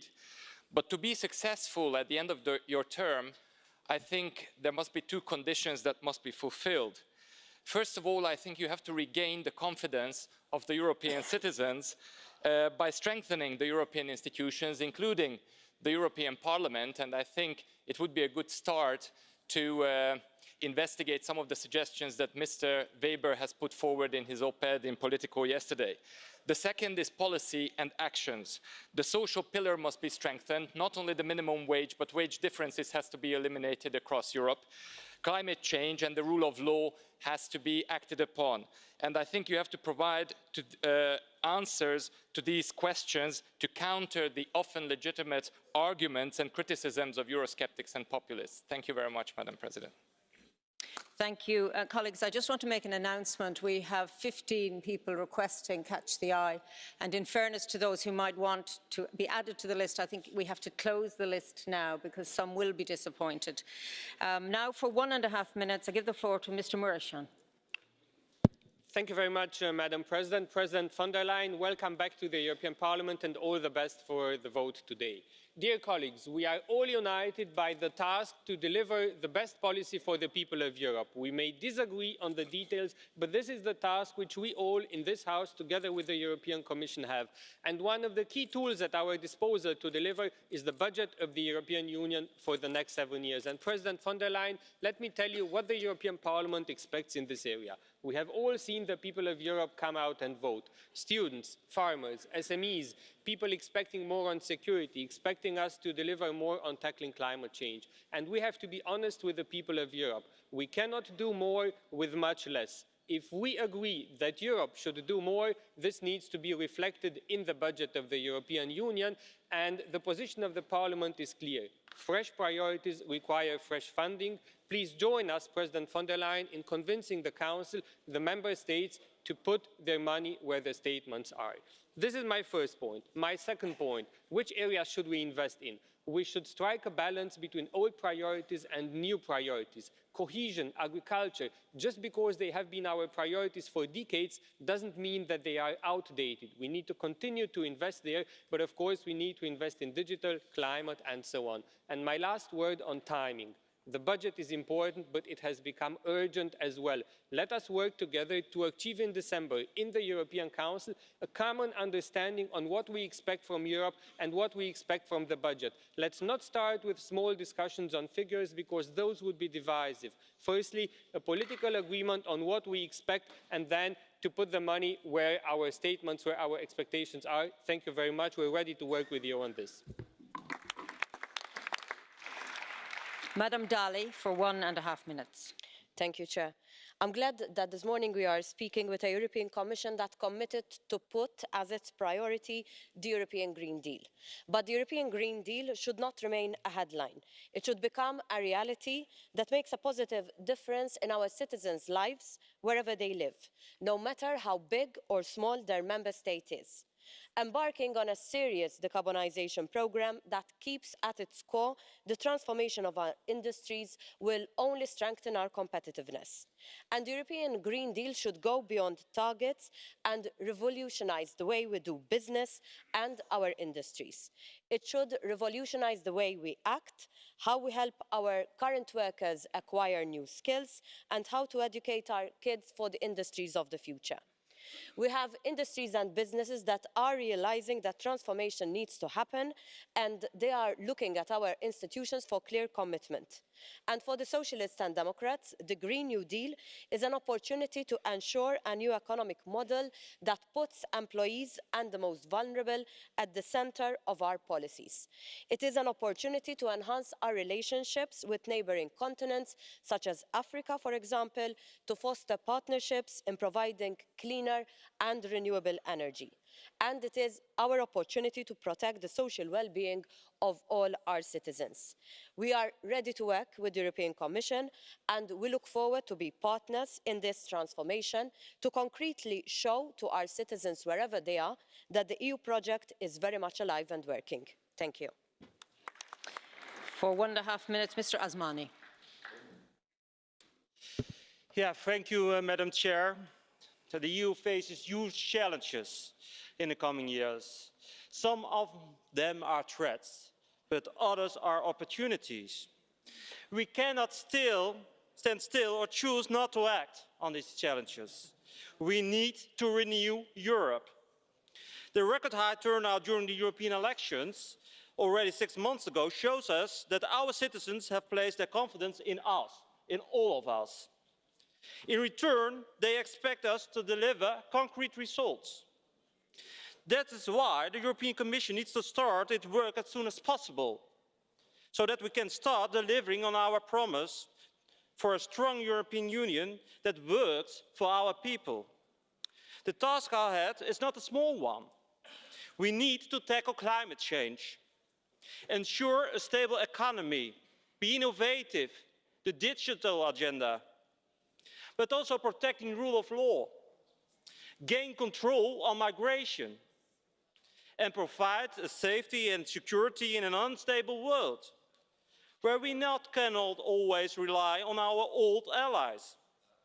And therefore, I urge the new European Commission to start and to work together with Renew Europe to deliver the results that we need for a prosperous European new future. Madam President, together with your team, and I'm proud to see you with the composition of that team, I hope we can start together to work on a Renew Europe. Thank you very much. Mr. Eickhout for 1 minute. Thank you very much. And Madam President-elect, thank you very much for your priorities. They sound like the right ones. And we are willing to work with you on those priorities. But it is also clear that we have our concerns. And they have been elaborated before by Ska Keller. It's on the rule of law, on the social dimension of our internal market, but also on the humane treatment of refugees in and outside the EU. There are our concerns. So that's why we will not give you a blank check. But as Greens, we will work with you on the Green Deal, on digitalization, on making sure that those communications, and on the Green Deal we can expect one in 2 weeks, that we can deliver further on probably the great words that we will hear in 2 weeks. But it comes down to legislation, to really change our way of life within the planetary boundaries. That's where we are going to make sure that that is the direction Europe is going to be in. And we are going to work on the actual laws that come later. And there we expect real action. One thing, for example, the climate law. Next year will be the only and last chance that we are making our ambition higher before Paris really starts. Let's use that momentum next year, and we will work with you on that. For 1 minute, Mr. Annemans. Voorzitter, collega's, zowel met Juncker als met mevrouw von der Leyen heeft de meerderheid hier in het Europees Parlement een burgerlijk aandoende figuur, het imago van degelijkheid en lichtjes aan de saaiheid grenzende grijsheid aan het hoofd van de Europese Commissie geplaatst. Maar schijn bedriegt. De saaiheid moet verbergen dat mevrouw von der Leyen aan het hoofd staat van een zeer links, globalistisch, mondialistisch, gecentraliseerd en centraliserend project in het teken van en ten bate van de multilateralistische staatsgodsdienst. Mevrouw von der Leyen wordt hier in het zadel getild om de teugels aan te snoeren en de zweep van het verdergaande federalisme te doen knallen in de Europese Unie. Mevrouw von der Leyen, uw project is strijdig met de vrijheid van de verschillende Europese volkeren. En wij zullen dus vanuit de toekomstige lidstaat Vlaanderen hoffelijk, maar uit volle overtuiging, uw overigens wankele en gammele coalitie bestrijden. For 1 minute, Madam Kanko. This is a make or break commission. The UK is leaving or trying to. Enlargement strategy has stalled. Our European way of life is under pressure. And Turkish threats continue to bite at the heels of our border management policy. Let's face facts. Confidence and trust in the EU is fading. Reforms are needed. We all need this commission to deliver. You will therefore need to work hard to unite this fractured union and build majorities around your agenda, especially on important issues like protecting the European way of life, ensuring effective solutions on internal security, migration management, and the economy. And we must lead by example on human rights. We need to increase jobs, growth, and trade. and to protect our environment while ensuring Europe can remain competitive is no small undertaking, but I hope it can be achieved. It's a great moment to have a woman president of the Commission. Suffragette Alice Paul said, "There will never be a new world order until women are part of it." My hope is that you, Madam President, and your team will show us every day that you are the woman for the job and for the change, and I look forward to working with you. Thank you. For 1 minute, Mr. Gushmo. Senhora von der Leyen, esta Comissão não responde a nenhum dos problemas da União Europeia. Tudo o que está pior não muda e tudo o que muda, muda para pior. A única linguagem da Comissão para a Política Económica continua a ser a da austeridade e a escolha para a vice-presidência da Economia é a confirmação dessa continuidade. Todas as políticas que nos permitiriam responder à necessidade de superar o paradigma da austeridade estão subalternizadas. A política de coesão tem um corte previsto brutal que a nova Comissão já disse apoiar. O Green New Deal tem pasta, tem vice-presidente e tem um comissário que anda em declarações públicas a pedir recursos para as suas políticas. Políticas essas que ainda não teve o cuidado de nos apresentar. Já o orçamento da zona euro é uma montanha que pariu um rato. Um pequeno envelope financeiro que servirá para implementar as reformas estruturais da austeridade que a Comissão Europeia ainda não tenha conseguido impor aos Estados-membros. Esta Comissão será aprovada porque a maioria dos deputados desta Casa prefere um bloqueio político de 5 anos a um bloqueio institucional de alguns meses. Nenhum entusiasmo, nenhuma esperança, nenhum projeto de mudança consegue mobilizar esta Casa para a sua Comissão. 1 minute for Ms. Harris.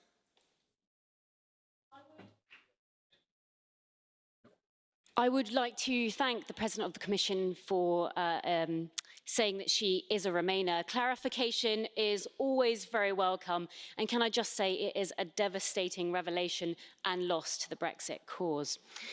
The EU has warned that it's going to take legal action against my country because we refuse to name a commissioner. But what's the point? We're leaving anyway. And two that we've already had, Kinnock and Mandelson, have used it as an opportunity to feather their nests to the tune of £10 million. They are extreme EU federalists with no intention to stand up for their people, but to merely comply and feather their nests. So we're not bothering. A decision by my country which confirms that we are indeed leaving the European Union. And remember, if we're causing you too much trouble, you can always kick us out prematurely.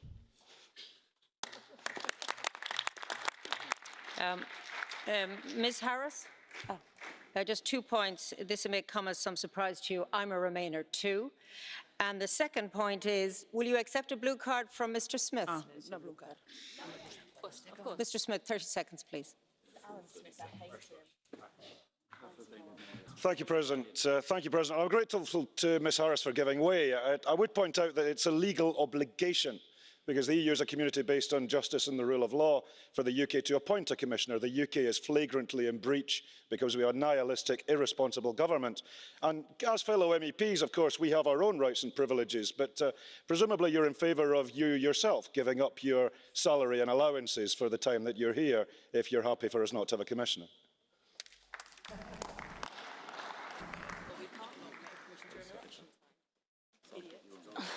Under UK law, we also can't do it during election period under PERDA, so that's one reason. And another reason is that we also have to answer to the British public. We don't answer to the EU law, and we made that very clear in 2016 when we voted to leave the European Union, sir. But thank you very much. For 1.5 minutes, Madam Montserrat. Gracias, Presidenta von der Leyen. Le pedimos que la Comisión continúe trabajando por una Europa más fuerte, unida y segura. Fuerte para que crezca y crea empleo. unida para que desde el Estado de Derecho hagamos frente a los nacionalismos y a los populismos que la amenazan, y segura para que defienda nuestras fronteras exteriores, luche contra el terrorismo y defienda las democracias en el mundo. Pero también necesitamos una Europa más útil para todos los ciudadanos. Pedimos a la nueva Comisión que sea útil para que los jóvenes tengan oportunidades, para que los emprendedores, las pequeñas y grandes empresas continúen creando empleo, porque el empleo es la mejor política social para no dejar a nadie atrás. Velemos por una inmigración legal. Y también debemos ser útiles para afrontar el reto demográfico de nuestro viejo continente, cuidando de nuestro mundo rural y defendiendo de nuestra agricultura, de la ganadería y de la pesca. Continuemos siendo ambiciosos en la lucha contra el cambio climático para cuidar de nuestro planeta y, sobre todo, debemos liderar la revolución tecnológica, innovadora y digital para una Europa más competitiva. Si somos útiles, la Europa estará más cerca y conseguiremos la Europa de las personas, la Europa de la igualdad. Necesitamos más Europa, con una gestión más cercana y con menos burocracia. Solo juntos continuaremos siendo el mejor espacio de paz, de libertad, de igualdad y de progreso del mundo. Estoy convencida de que la nueva Comisión y su presidenta estarán a la altura. Tienen todo nuestro apoyo de la delegación española del Partido Popular. Muchas gracias. For 1.5 minutes, Madam Piri. President, Commissioner, colleagues, since the elections, we have had a long and intense run to get to where we are today.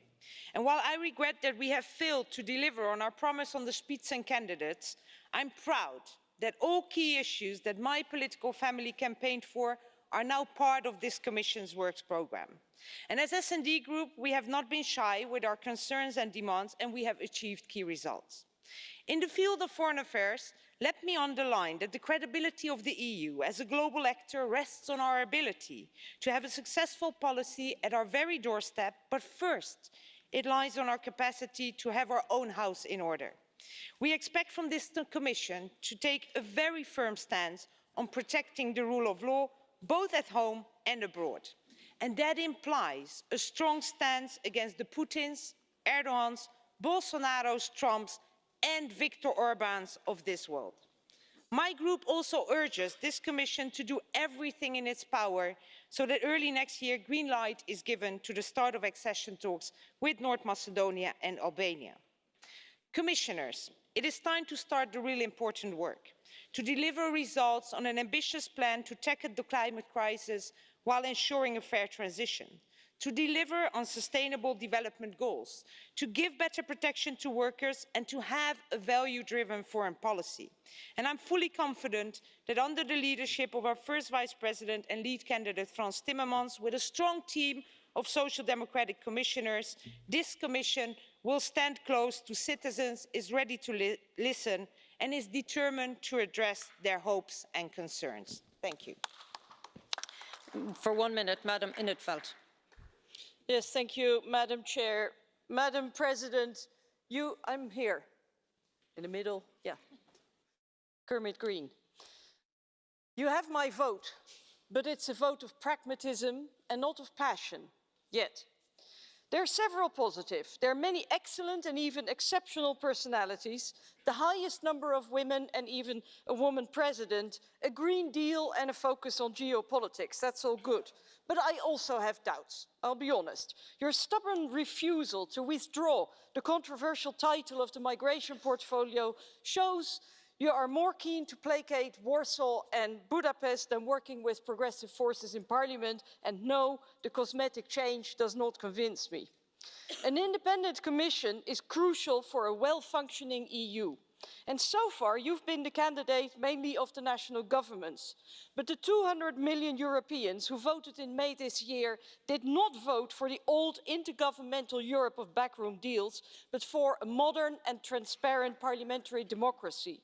You need to show if you belong to the old or the new Europe. You have my vote. Now you must earn my enthusiasm. Good luck. For 1 minute, Mr. Urtasun. Presidenta von der Leyen, a pesar de contar con algunos excelentes representantes, este grupo no va a votar hoy el colegio que hoy nos presenta. Hay algunos peajes que lo hacen inviable. El más visible y obvio, haber dejado la política de vecindad en manos de un hombre de Víctor Orbán, algo que podemos pagar muy caro. Pero nos preocupan también las carteras de demografía o la cartera de modo de vida europeo, títulos que indican una orientación para estas carteras que nos preocupan profundamente como feministas y defensores de los derechos humanos. Le aseguro que estaremos particularmente atentos a los pasos que se den en cada una de estas carteras.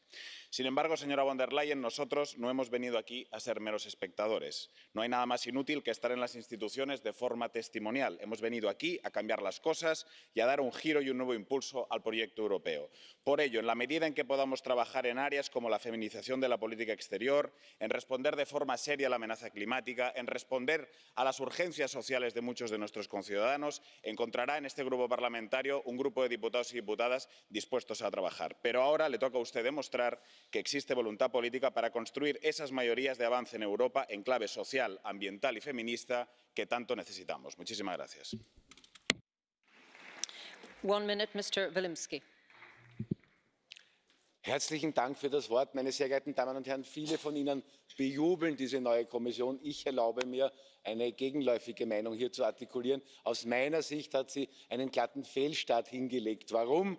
Zwei Dinge. Das erste war eine Festlegung im Lissabon-Vertrag, dass diese Kommission bestehend aus 26, 27 Kommissaren zumindest um ein Drittel verringert und verkleinert werden soll. Mehr Effizienz, Schlankheit und auch arbeitsam hier die ganzen Geschichten angehen zu können. Das ist verabsäumt worden. Und diese große Zahl von Kommissionen bringt das Problem mit sich, dass immer neue Regulative erdacht und erarbeitet werden, weil viele Personen, die in ihren Heimatländern vielleicht auch gar nicht bekannt sind, hier eine Herangehensweise haben, ihre eigene Funktion entsprechend begründen zu wollen. Das Zweite, es ist kein Bezug darauf genommen worden, dass hier eine Kluft in Europa ist zwischen denen der Nomenklatura, die mehr an Zentralisierung wollen, und denen, die mehr Lockerheit wollen, die mehr nationalstaatliche Souveränität auch wollen. Und da ist auch keine Antwort gegeben worden. Es wäre aber auch möglich, das zu machen, wenn man endlich verzichtet auf diese Flut von Regulativen und sich darauf konzentriert, was Europa wirklich braucht. Mehr an Sicherheit an den Grenzen, mehr Wohlstand auch zu generieren und nicht hier den Kontinent mit mehr und mehr Regulativen zu malträtieren. Danke sehr. Thank you, Mr. Turch, for 1 minute. Muchas gracias. Antes que nada quería honrar aquí a los 13 soldados franceses muertos en la lucha de la civilización contra el terrorismo islamista. Después, señora von der Leyen, quería decirle que nosotros vamos a votar en contra de su comisión, porque creemos que se ha metido en una aventura ideológica que realmente no viene a representar los intereses de los europeos y de las diferentes naciones europeas en sí, de los sectores que están en este momento muy asustados porque ustedes se han metido, como digo, en una aventura que tiene a todos muy preocupados, lo que llaman en este momento el Green Deal. Es una auténtica fantasía basada sobre quimeras, basada sobre supuestos postulados científicos que nadie demuestra, como hemos visto ahora mismo, y que está exigiendo no solo unas inmensas cantidades de dinero que se van a movilizar aquí para controlar más a las naciones, para controlar más a los individuos y para controlar más a las empresas en contra de la libertad, sino también pedir unos enormes sacrificios a las diferentes naciones y a los diferentes sectores que después no van a tener compensación ninguna. Gracias. Mr. Papadakis, 1 minute. Η νέα Επιτροπή διακρίνεται από τα ίδια αντιδραστικά υλικά που είναι φτιαγμένη και η Ευρωπαϊκή Ένωση. Αφοσίωση στην αντιλαϊκή πολιτική για ευέλικτη εργατική δύναμη ακόμα πιο φτηνή στα ελάχιστα, κατεδάφιση κοινωνικής ασφάλισης, ψίχουλα στην ακραία φτώχεια, χτύπημα της συνδικαλιστικής δράσης, μαζικό φακέλωμα, γενικευμένες απελάσεις προσφύγων και μεταναστών. Σε περίοδο ανεμικής ανάκαμψης και με σημάδια στον ορίζοντα μιας νέας πιθανής συγχρονισμένης κρίσης, προωθούνται τα πράσινα ταμεία και αδρές επιδοτήσεις για τα ψηφιακά, μεγάλα πεδία κερδοφορίας των ομίλων. Και αυτά εν μέσω εμπορικών πολέμων, αντιθέσεων και στο εσωτερικό της Ευρωπαϊκής Ένωσης για τη στάση απέναντι σε ΗΠΑ, Κίνα και Ρωσία, την έκβαση του Brexit, την ένταση της στρατιωτικοποίησης. Συμβολικό και ουσιαστικό ότι επικεφαλής της Επιτροπής επιλέχθηκε η πρώην Υπουργός Πολέμου της Γερμανίας. Ανοίξατε και κλείσατε την ομιλία σας, κυρία Φοντερ Λάιεν, με αντικομμουνισμό, δείχνοντας τον αντίπαλό σας, φανερώνοντας αδυναμία και φόβο για την ιστορική αλήθεια και την πάλη των λαών, που θα δυναμώσει ενάντια σε Ευρωπαϊκή Ένωση, κεφάλαιο και κυβερνήσεις για τις σύγχρονες ανάγκες τους. 1.5 minutes, Mr. Tajani.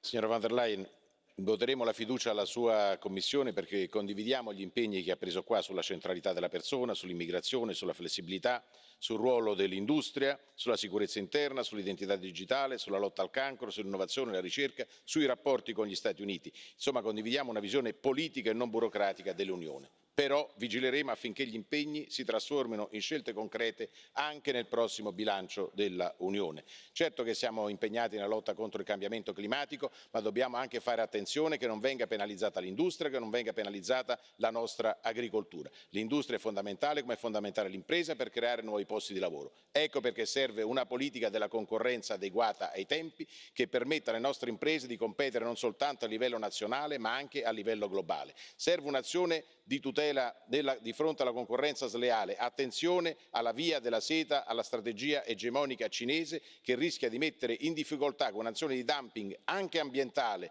anche sociale, non solo commerciale, tutto il nostro sistema produttivo. Attenzione anche alla tutela dell'agricoltura, dicevo. Non possiamo permettere tagli alla politica agricola comune. L'agricoltura rimane uno strumento fondamentale per la tutela dell'ambiente e per la difesa dell'occupazione nella nostra Unione Europea.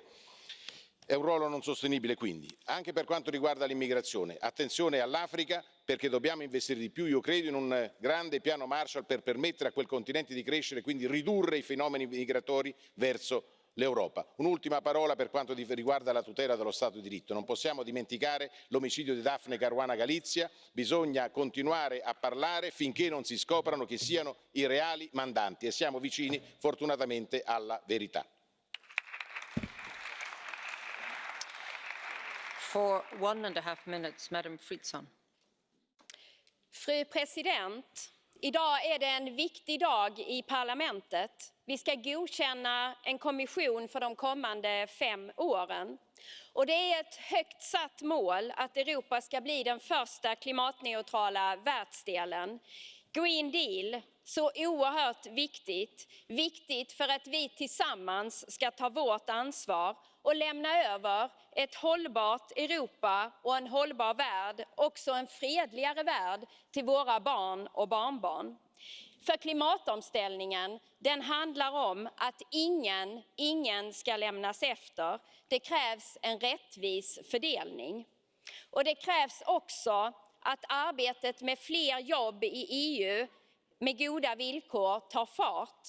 Inte minst för Europas kvinnor, där en tredjedel saknar ett eget arbete. Det krävs att medborgarnas sociala rättigheter stärks i medlemsstaterna och arbetet ska fortsätta med den sociala pelare som alla medlemsstater står bakom. Och det krävs också att vi snarast finner en solidarisk och ansvarsfull migrationspolitik tillsammans. Och där vet jag att Ylva Johansson är kvinnan att klara detta.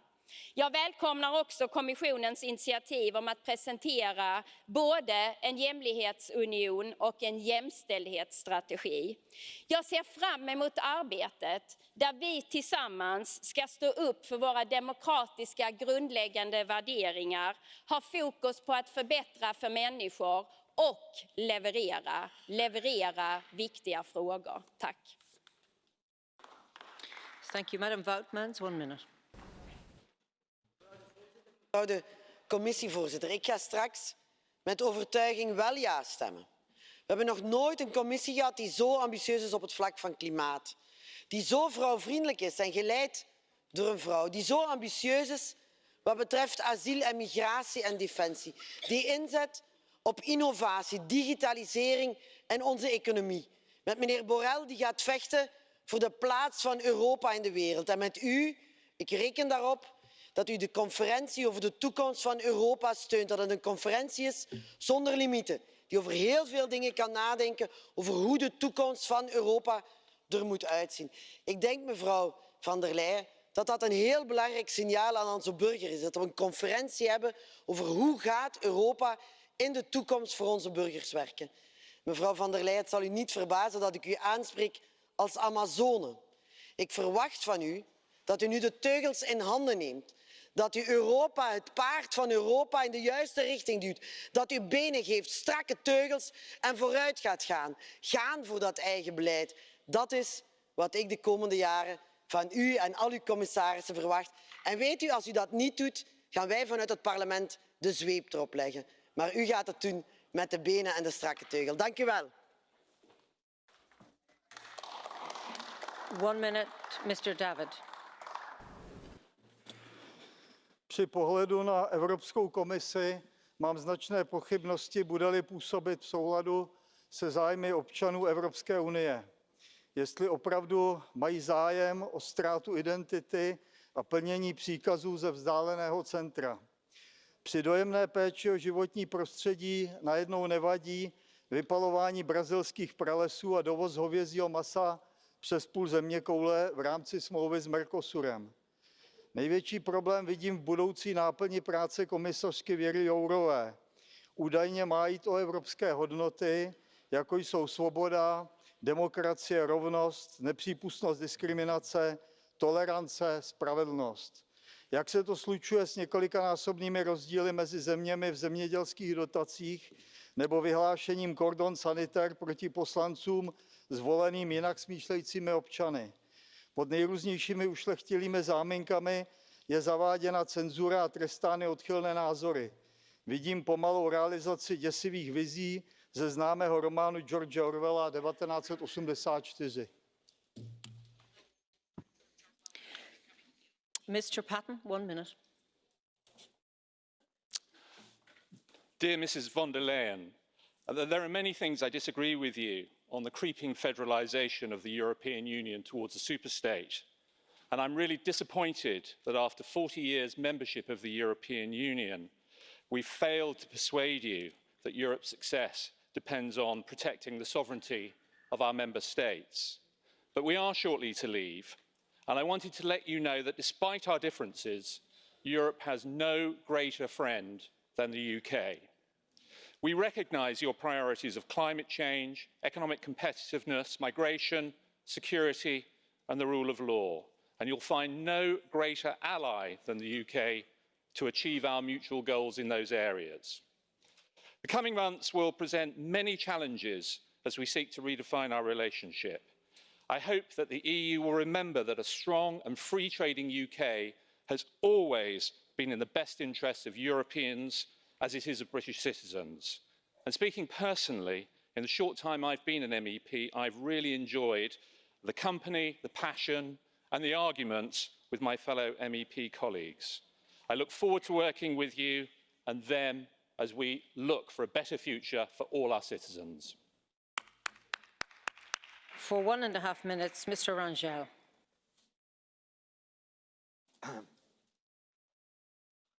Thank you, Chair. Senhora Presidente designada, em primeiro lugar, deixe-me cumprimentá-la pelo discurso que fez, pelo programa que fez, pela equipa que constituiu. E deixe-me também cumprimentá-la pela capacidade de inspiração que tem dado a tantos e tantos europeus e, em particular, a nós que estamos aqui nesta casa. E por isso eu posso dizer, ao contrário da minha colega holandesa, que conta com o meu voto, mas conta desde já com o meu entusiasmo. Queria chamar a atenção para o seguinte: não podemos aceitar um orçamento que seja um orçamento menor que o anterior. E, em particular, temos que olhar para as políticas de coesão, porque há hoje uma ameaça à coesão. E sem coesão não haverá unidade europeia. Eu chamo, por exemplo, a atenção para o risco que existe agora, de para se fazer algo que é fundamental, que é o Fundo de Transição Justa, desviarmos 5.000 milhões de euros da coesão para este fundo. Ora, novas prioridades implicam novos financiamentos. A política de coesão não deve ser afetada. Finalmente, deixe-me dar uma palavra para a Conferência do Futuro da Europa. Peço que se comprometa a sério com este desígnio, que sejamos capazes de envolver os cidadãos e que a Comissão não faça, como alguns colegas já fizeram hoje aqui, esta manobra de ter as conclusões tiradas antes mesmo de ouvir os cidadãos e de os envolver nessa mesma conferência. Eu considero que será um passo fundamental para esta Comissão, mas para todas as instituições, que nós tenhamos uma Conferência do Futuro da Europa com grande sucesso. For 1.5 minutes, Mr. Moraes. Thank you, President. The British general election does not preclude us sending a commissioner to the Commission. It is a legal obligation and it is a matter of regret because sincere cooperation means that. That is why we are here and that is the spirit in which we should have continued. So you're not legally complete and that is a fact. This Commission was part of a process in its building. And that is why I'm proud of the progressive commissioners and what they can achieve. But it was part of a process. Building a Green New Deal, a just transition to a low-carbon economy, workers' rights, equality, the Horizontal Discrimination Directive.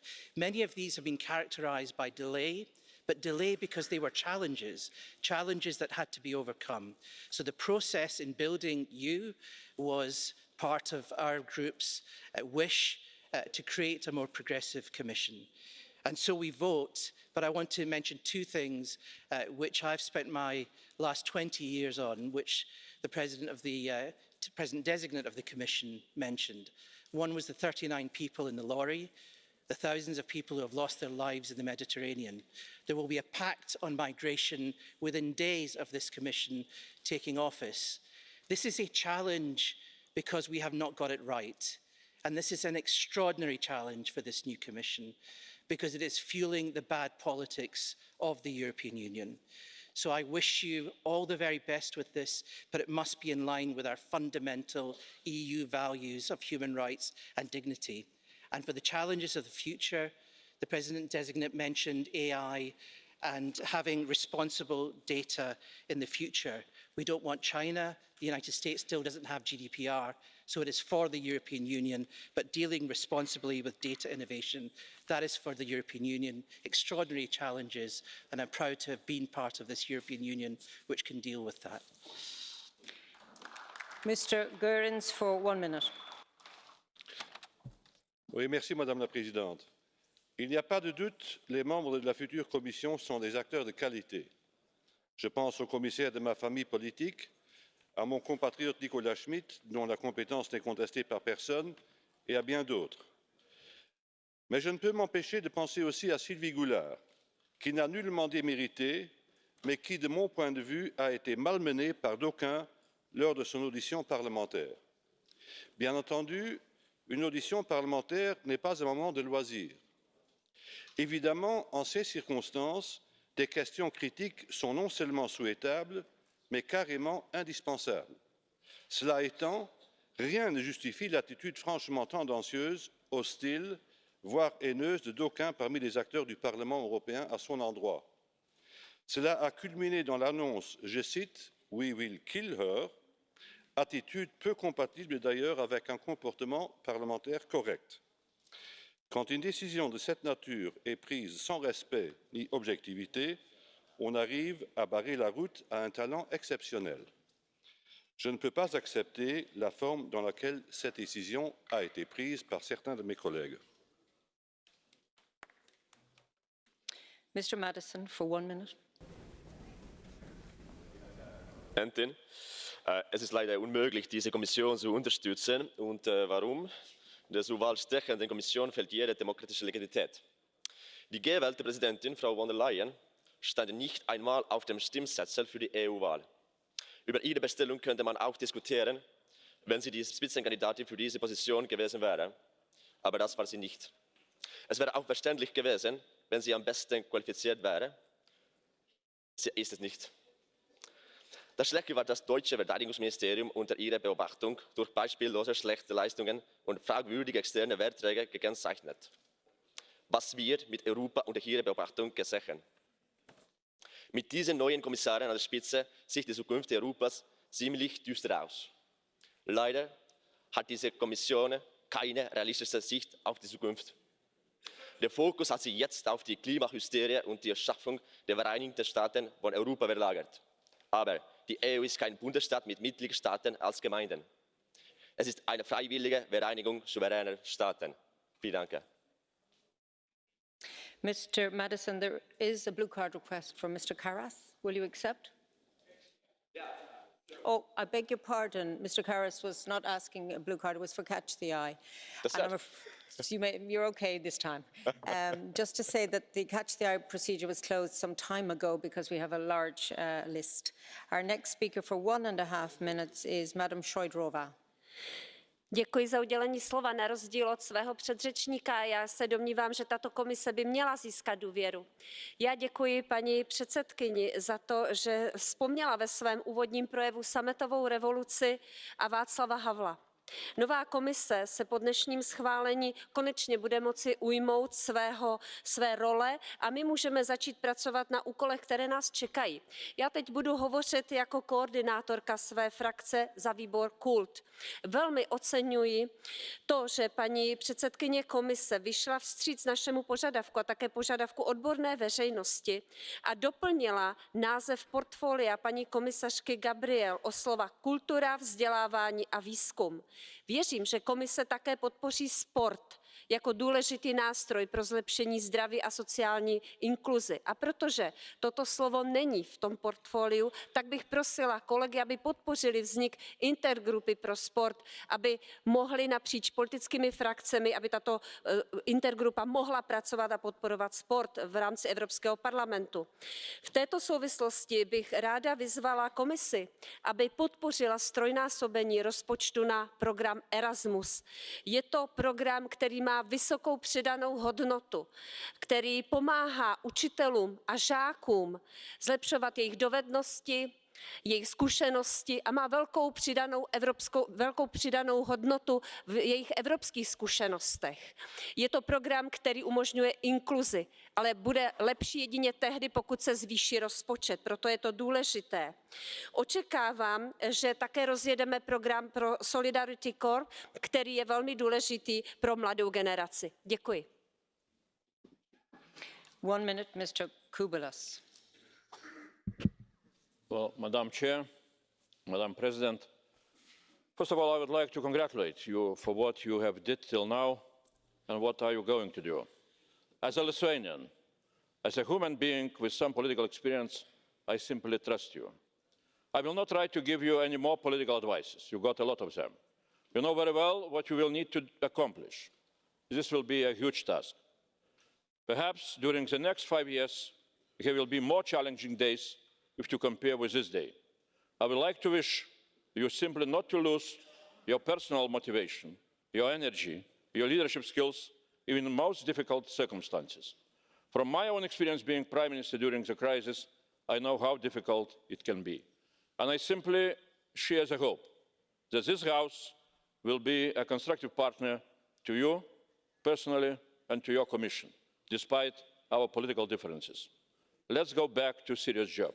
Let's leave simple and primitive political fights behind ourselves. Good luck.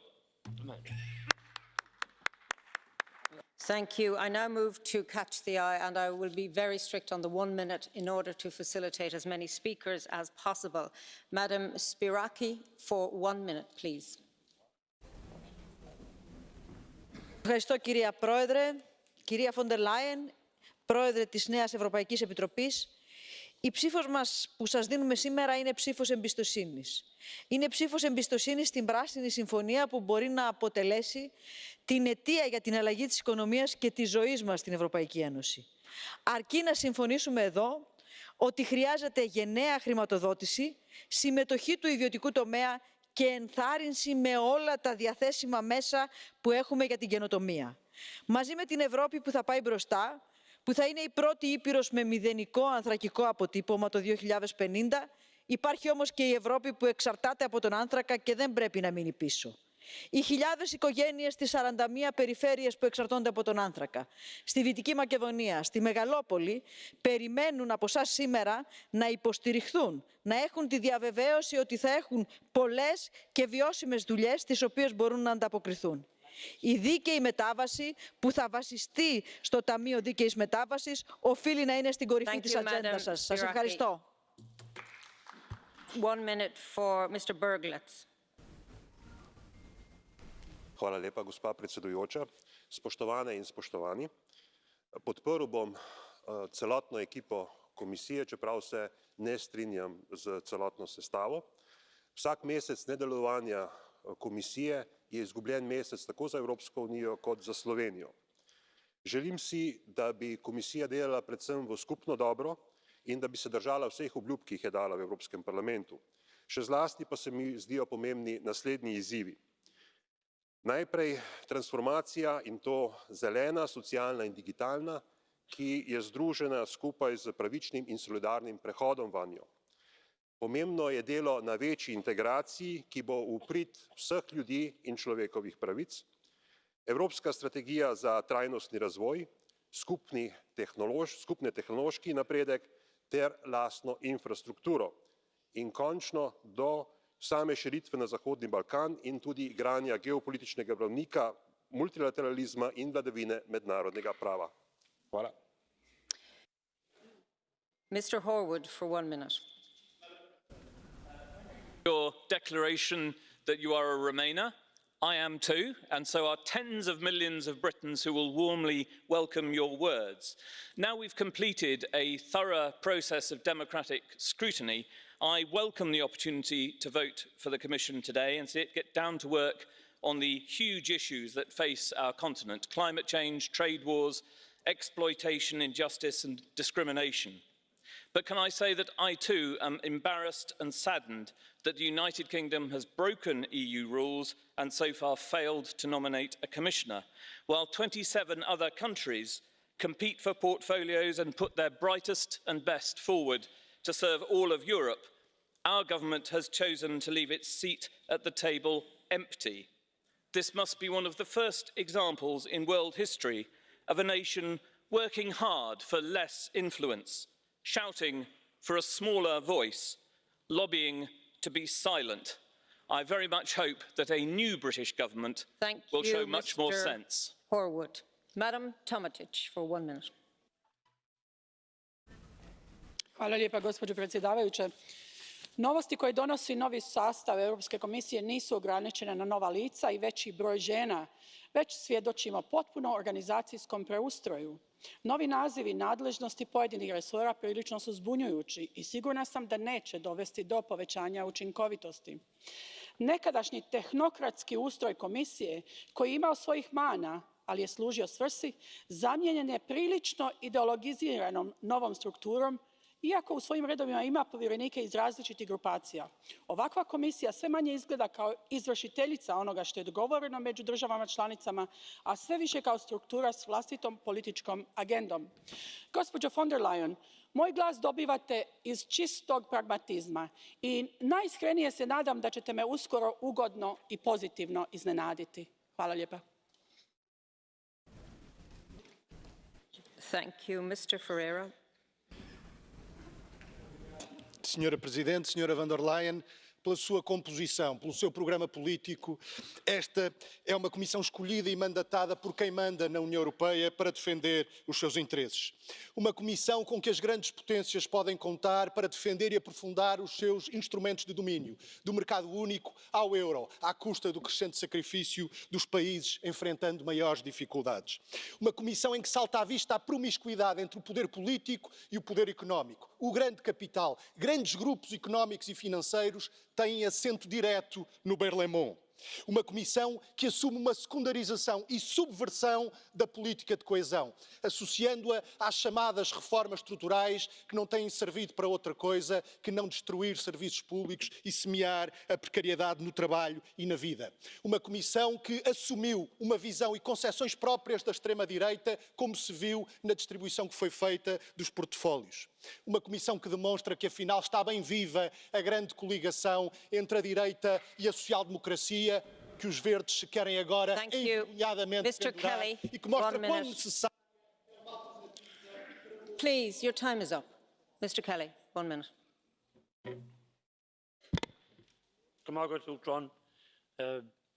President Ursula, both personally and politically, I'm delighted to support you and indeed the college. And I look forward to working with you over the next 4 years, especially my colleague from Ireland, Commissioner Hogan.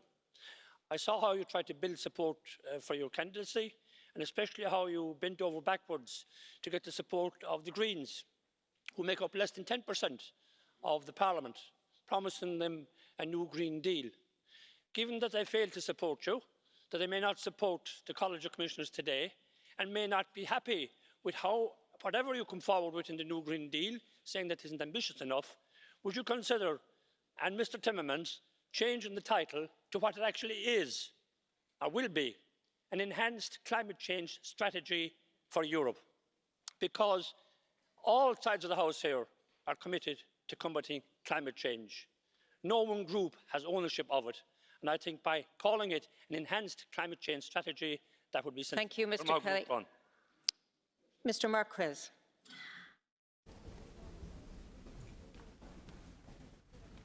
Obrigado, Presidente.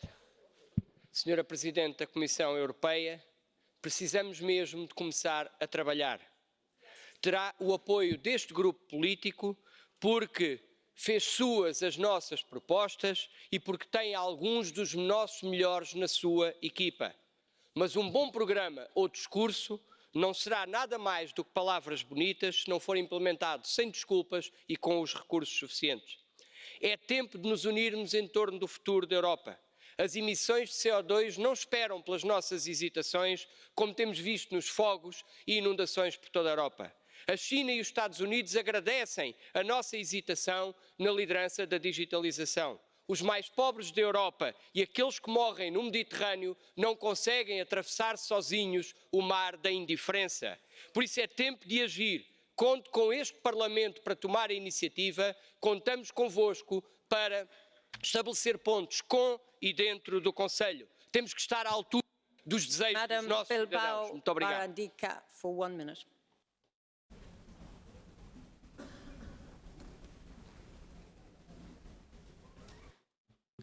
El Partido Nacionalista Vasco apoya la Comisión Europea más paritaria de la historia. Necesitamos que gestione en femenino, que demuestre a la ciudadanía que nuestra Unión se basa en valores, no en los intereses, con una política industrial fuerte que integre los sectores productivos en la transición de nuestro modelo productivo hacia la economía circular. Así hay que abordar la emergencia climática junto con una movilidad integrada, inteligente y sostenible. Apostar por la sostenibilidad es, además, subordinar la economía financiera a la productiva. Lograr unos estándares de protección social para toda la Unión basados en el principio de vida digna, una renta de garantía de ingresos y una política de inmigración humana que cuente con ciudades y regiones, las que integran y acogen. Esperamos, además, un impulso definitivo al instrumento para controlar la calidad del Estado de Derecho, la mejor respuesta frente a los ultras que quieren volver al pasado y amenazan la democracia. Más democracia, política con mayúsculas, diálogo, empatía, acuerdos, humanidad. Así era Paco Gambús, compañero de coalición y de escaño. Una gran... Goián Begó, descanse en paz. Thank you. Mr. Papadimoulis, 1 minute. Ευχαριστώ, κυρία Πρόεδρε. Κυρία Φόντερ Λάιεν, θα καταψηφίσω τη νέα Κομισιόν και το πρόγραμμά της, γιατί πιστεύω ότι οι στόχοι που θέσατε είναι αδύνατον να πραγματοποιηθούν με έναν προϋπολογισμό μόνο 1% του ευρωπαϊκού ΑΕΠ. Γιατί διαφωνώ με τις περικοπές τις μεγάλες που κάνει η Κομισιόν στις πολιτικές για την κοινωνική και περιφερειακή συνοχή και την κοινή αγροτική πολιτική. Γιατί θεωρώ ντροπή η Ευρωπαϊκή Ένωση να έχει παραλύσει και να μην μπορεί να δώσει μια ευρωπαϊκή απάντηση στηριγμένη στην ανθρωπιά και στο κράτος δικαίου στο θέμα το προσφυγικό. Γιατί δεν θέλω η Κομισιόν να είναι όμηρος των κυρίων Όρμπαν και Σαλβίνη. Και γιατί πιστεύω ότι χρειαζόμαστε πιο φιλόδοξους στόχους και για την αντιμετώπιση της κλιματικής αλλαγής και για την αντιμετώπιση της διαφθοράς και για την αντιμετώπιση της αδιαφάνειας. Γι' αυτό η Ευρωομάδα της Αριστεράς θα καταψηφίσει τη νέα Κομισιόν και θα ασκεί επικοδομητική, αυστηρή αντιπολίτευση επί 5 χρόνια. Thank you, Mr. Papadimoulis. Madam Novak. Spoštovana gospa predsednica, spoštovani komisarji, iskrene čestitke za odlično predstavitev vašega programa. Tudi tega sem vesela, da je v ekipi polovica žensk, ker sem prepričana, da je delo bolj uspešno, če moški in ženske pri delu sodelujejo. Izpostavili ste tudi prave prioritete, podnebne spremembe, digitalizacija, inovacije, zdravje, varnost. Vse to je pomembno in tudi to, da morajo biti vaši cilji, ukrepi podprti s proračunom, kajti samo tako bomo te cilje tudi veliko lažje in učinkovito dosegli. Najbolj pa me navdušuje to, da ste postavili v središče vaših politik človeka s svojimi potrebami in ljudje povsod po Evropi imamo enake potrebe. Želimo varnost, mir, sodelovanje. To so tiste vrednote, zaradi katerih je Evropa. Thank you. Mr. Miller. Dziękuję bardzo, pani przewodnicząca. Komisja Europejska przedstawiła w ubiegłym roku projekty 2 dyrektyw mających na celu ustanowienie podatku od przychodów ze świadczenia niektórych usług cyfrowych. Także pani przewodnicząca von der Leyen wspominała o konieczności wprowadzenia sprawiedliwego podatku cyfrowego. Pragnę panią serdecznie poprzeć w tej mierze i życzyć uporu i konsekwencji, bo to jest konieczne do zrobienia. Niestety prace w Radzie Europejskiej pokazują, jak podatek cyfrowy jest trudny do wprowadzenia, ilu ma przeciwników i z jakim oporem się spotyka. Ale tym bardziej, pani przewodnicząca, życzę pani uporu, konsekwencji i wyrażam nadzieję, że pani się z tego zamiaru nie wycofa. Dziękuję. Mr. Bogovic. Spoštovana gospa von der Leyen, spoštovana ekipa, imate mojo podporo. Čestitke za kompetentno, uravnoteženo ekipo. Predstavili in naslovili ste prave probleme, s katerimi se soočamo, od klimatskih sprememb, migracij, digitalizacije, zdravja, demografskih problemov. In kar me posebej veseli, probleme želite reševati na takšen način, da ustvarjamo nove priložnosti. To je zagotovilo za to, da bo Evropa še naprej najlepša celina, na kateri bo najkvalitetnejše življenje in kjer se bodo ljudje z veseljem počutili in ostali in tudi razvijali ta lep kontinent. Veseli me, da podpirate širitev Evropske unije na Zahodni Balkan. Mislim, da je to nuja, da moramo vse storiti, da demokratiziramo te države, hkrati pa jim tudi pomagamo v razvojnem zaostanku. Vsekakor je pa ključen poudarek tudi na demografskih problemih in s projektom pametnih vasi bom tudi sam poskušal pomagati iskati rešitve za poseljenost podeželja in enakomeren razvoj Evrope. El apoyo de nuestro grupo. Ay, perdón. Grapini? Yeah. Mulțumesc, doamna președintă. Doamna președintă investită, vreau să vă anunț de la bun început că v-am votat, v-am acordat un cec în alb, am ascultat cu atenție ce ați spus astăzi, aveți de dat răspuns la multe întrebări și mi-ar fi plăcut să puneți accent pe o Europă unită. Avem încă 3 state care nu sunt în Schengen, avem rezoluții ale Parlamentului, țara mea de 12 ani este membra Uniunii Europene, dar nu este în Schengen. Aș fi vrut să dați răspuns la lucrurile care se întâmplă și sunt negative, nu trebuie să punem preșul peste gunoi. Avem probleme mari cu acte de terorism, cu copii furați, cu violența femeilor. Ce soluții găsim aici? Cu ingerințe în alegeri. Și da, ați ezitat foarte mult în formarea comisiei și asta a scăzut din încrederea pe care noi am avut-o în dumneavoastră. Trebuie să recăpătați încrederea. Votul de astăzi este mai ales un vot de conjunctură și nu de încredere. Ce sunt încăpătarea încrederii? Thank you, Madam Grappini. Dear colleagues, this debate is now closed. Thank you for your cooperation on the Catch the Eye. Thank you to Commissioner President-designate von der Leyen. We will have a brief suspension until 12 noon. Thank you.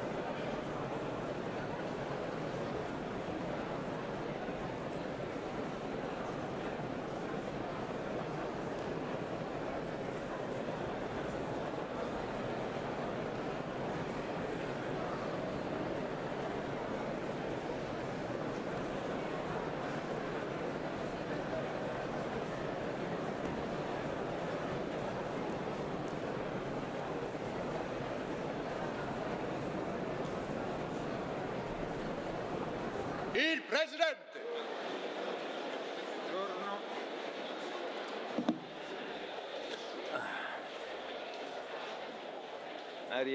Rieccoci.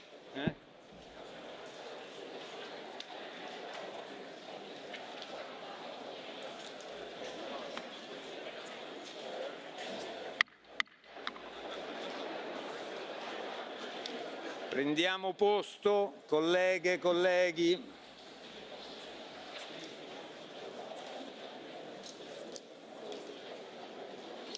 Prendiamo posto.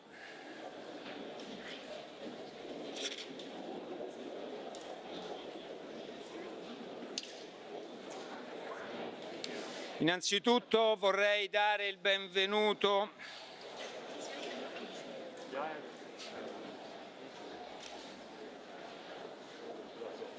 Direi di iniziare, colleghi.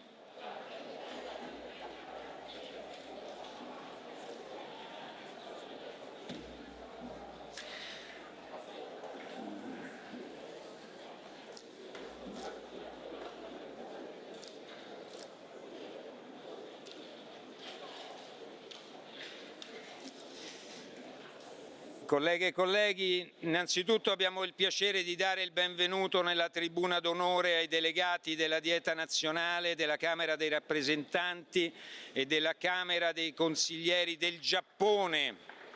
Benvenuti. Sono qui per l'incontro interparlamentare Unione Europea-Giappone.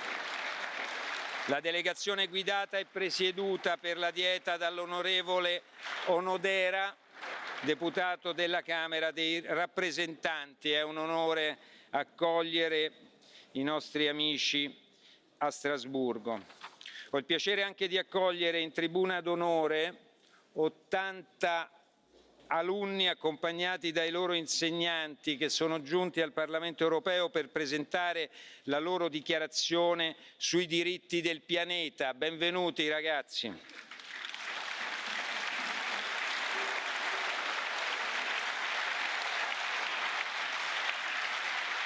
Li ringraziamo e siamo lieti di accoglierli al Parlamento europeo.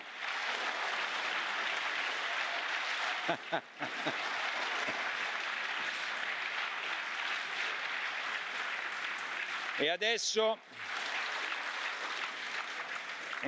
iniziamo con la votazione sull'elezione della Commissione europea. Prego, onorevole. Président, chers collègues, il y a 2 jours, 13 militaires français ont trouvé la mort dans une opération de lutte contre le terrorisme et ce Parlement n'a pas eu l'occasion d'honorer leur sacrifice par une minute de silence. Donc je vous propose, Monsieur le Président, d'avoir une minute de silence et que tous nos collègues se lèvent pour nos soldats qui se sont sacrifiés au Mali.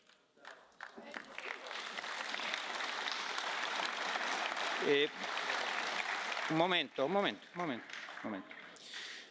Onorevole Jadot, forse lei ieri non era presente in aula quando abbiamo salutato i militari che sono caduti in Mali.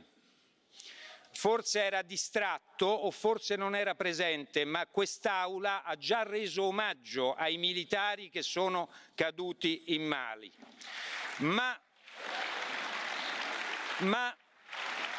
alla sua distrazione, no, non le do la parola. Alla sua distrazione, siccome questo è un sentimento comune di tutti i parlamentari, invito io a fare un minuto di silenzio.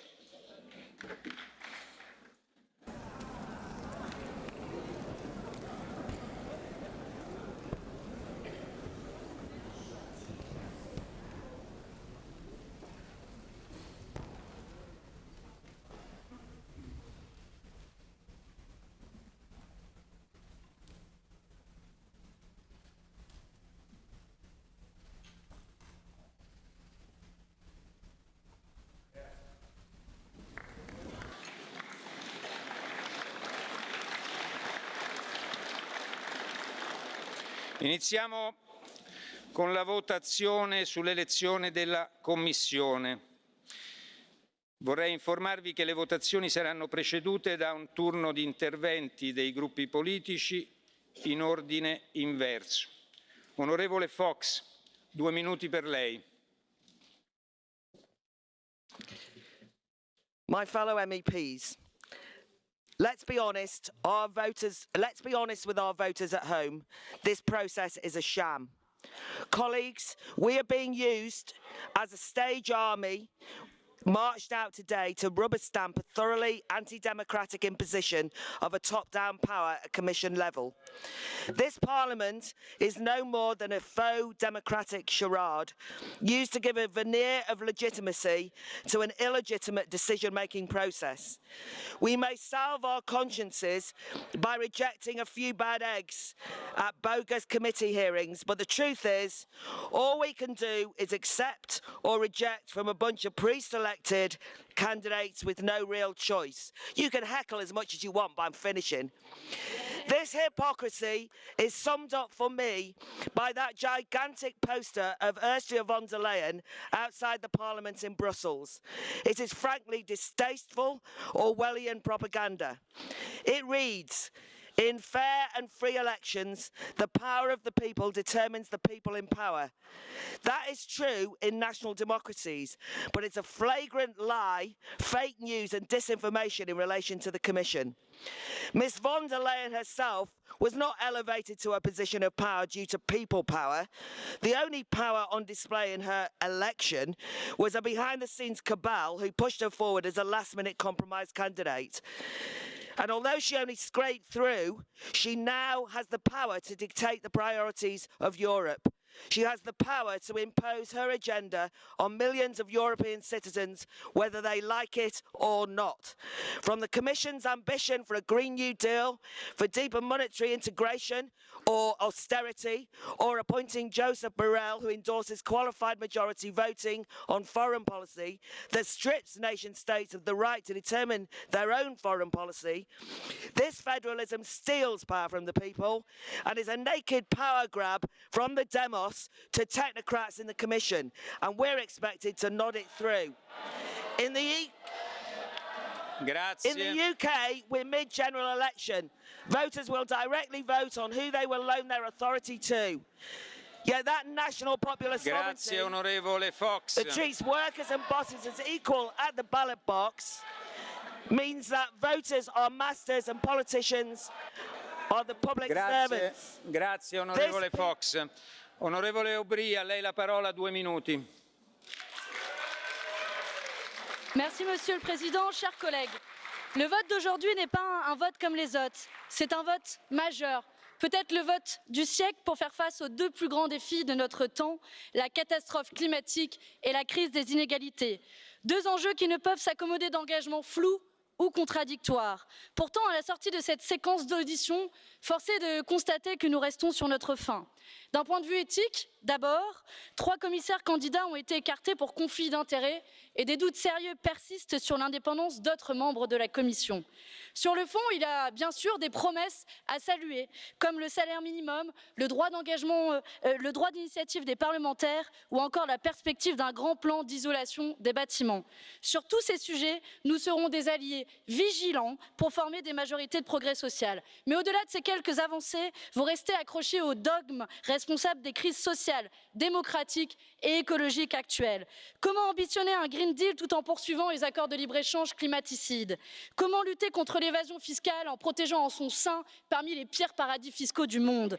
Comment penser une politique humaniste en refusant un accueil digne des exilés? Comment enfin redonner de l'espoir aux peuples européens en continuant à leur imposer le carcan de l'austérité? Vous ne pouvez pas être à la fois pompier et pyromane. L'incendie menace partout et l'Union européenne joue aujourd'hui sa survie, tant la défiance des citoyens envers les institutions a déjà dépassé le seuil d'alerte. Face à ces enjeux, les peuples et la planète méritent mieux. Les peuples et la planète méritent un Green New Deal réellement ambitieux, qui crée des centaines de milliers d'emplois en changeant nos systèmes agricoles, nos pratiques industrielles, nos modes de consommation, nos moyens de transport. Les peuples et la planète méritent la justice fiscale en mettant fin à l'impunité des multinationales qui ne payent pas leur juste part d'impôts. Les peuples et la planète méritent un corps civil de sauvetage en mer, pas un commissaire à la promotion du mode de vie européen qui fermera les yeux sur les morts en Méditerranée.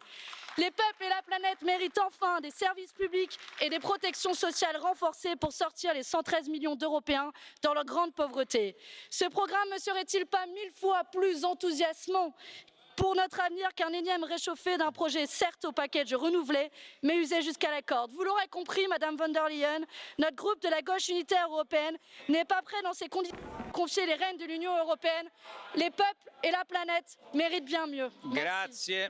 Onorevole Leducco, anche lei 2 minuti, grazie.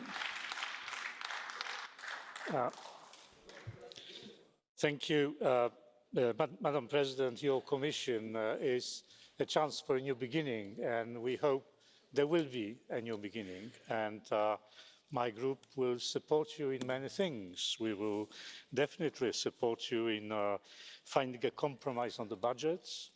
We will support you in the opening up of the single market in services, in finding a lasting solution of migration, in implementing ambitious climate plans, but let me emphasize, we will give full support to the communities whose livelihoods are threatened by the absurd ramping up of climate ambitions. Please keep in mind that there is not and there never will be an EU nation. The EU is made up of 26 or 28, if you will, sovereign countries, and no two countries are the same. Do not try to take away power from member states by removing the rights of veto. Remember that the institution that sets the EU's agenda is the European Council, not the European Parliament. Please do not continue the previous Commission's practice of violating the letter and the spirit of the treaties to enforce the process of integration. Despite what you hear in this chamber or in meeting rooms in Brussels, there is a completely different view of what the EU is or what the EU should and shouldn't be in communities across our member states. So please let this be about evidence-based policy, not policy-based evidence. Mrs. von der Leyen, good luck. Grazie. Onorevole Zanni, 2 minuti, prego. Presidente von der Leyen, finalmente dopo mesi di litigi e di sgambetti tra le diverse anime che compongono questa maggioranza abbiamo una commissione. Purtroppo nel momento di più grande crisi che vivono le istituzioni europee avremo la commissione più debole, una commissione che è già nata zoppa e che dalle sue parole o da quanto ha promesso in questi 5 mesi sembra anche una commissione cieca, una commissione che non ha capito il messaggio dei cittadini europei e che si rifiuta di proporre un approccio radicalmente diverso su quelli che sono oggi i problemi dei nostri cittadini. Lei nel suo discorso oggi ha parlato di gender balance, ha parlato di Green New Deal, ma purtroppo quello a cui pensano i cittadini europei la mattina quando si svegliano non è se la Commissione europea ha un gender balance, pensano a come arrivare alla fine del mese, pensano a come trovare lavoro, pensano a come sostenere i propri salari. E anche sul Green New Deal il vostro approccio sembra molto ideologico e non vorremmo che questo portasse a un ulteriore svantaggio competitivo per le nostre imprese. L'Europa oggi ha già fatto tanto in termini di riduzione delle emissioni, sono altri fuori che devono fare il loro mestiere. Non vorremmo che i vostri provvedimenti su questo tema portino un ulteriore fardello per le nostre imprese e portino un ulteriore fardello per le nostre economie. Non ho sentito parlare invece degli elementi molto importanti. Sappiamo delle minacce alla nostra competitività che arrivano da fuori, ma non ho sentito nessuna proposta su come correggere il funzionamento del nostro mercato interno. Non ho sentito parlare del dumping sociale e salariale che avviene all'interno dell'Unione. Non ho sentito parlare del dumping fiscale e della deindustrializzazione, che sono processi in atto dentro all'Unione per le distorsioni del nostro mercato interno. Orgogliosamente questo gruppo oggi dirà no a chi con il suo immobilismo vuole davvero distruggere l'Europa. Il mio suggerimento è: rimettetevi in gioco, capite gli errori delle politiche che avete portato avanti nel passato e fate un cambio di marcia, che è quello che chiedono i cittadini europei, altrimenti l'Europa purtroppo non avrà futuro. Grazie. Grazie. Presidente Keller, 2 minuti per lei. Dear colleagues, the new Commission takes office at a time when the climate emergency doesn't leave us much time to act. And we're happy to see that climate and environmental issues are a key priority for the new Commission and, by the way, also a key priority for more than 90% of the European population. However, we're not so sure that the headlines will be followed by concrete action, because if the Commission, as it has announced, does not change its agricultural and trade policy, then any climate measure will remain half-hearted. We're also happy to see that more women than ever are part of the European Commission, even though it's curious to see that some governments absolutely couldn't find any women in their country. So more work needs to be done to ensure a gender balance and also an overall better representation of the European society in the Commission. We have found in the hearing some very good candidates, but also some that made us doubt in conflict of interest, on how serious you are on European values, on rule of law, on women's rights. Madam President, we can and we will not support a Commission that is not clear on those issues. But be sure that whenever you take an initiative that protects the climate, that strengthens a social Europe, and that enhances the rule of law, we are more than ready to support you. But we will also point out when we think that the Commission is taking a wrong turn or is being too timid.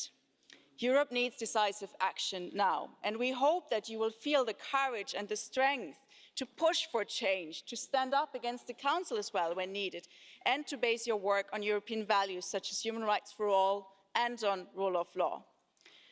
We want you to act because it's high time, and that's why we don't give you a red card, even though we have pointed out all of those problems I've mentioned today various times, and we haven't seen them addressed.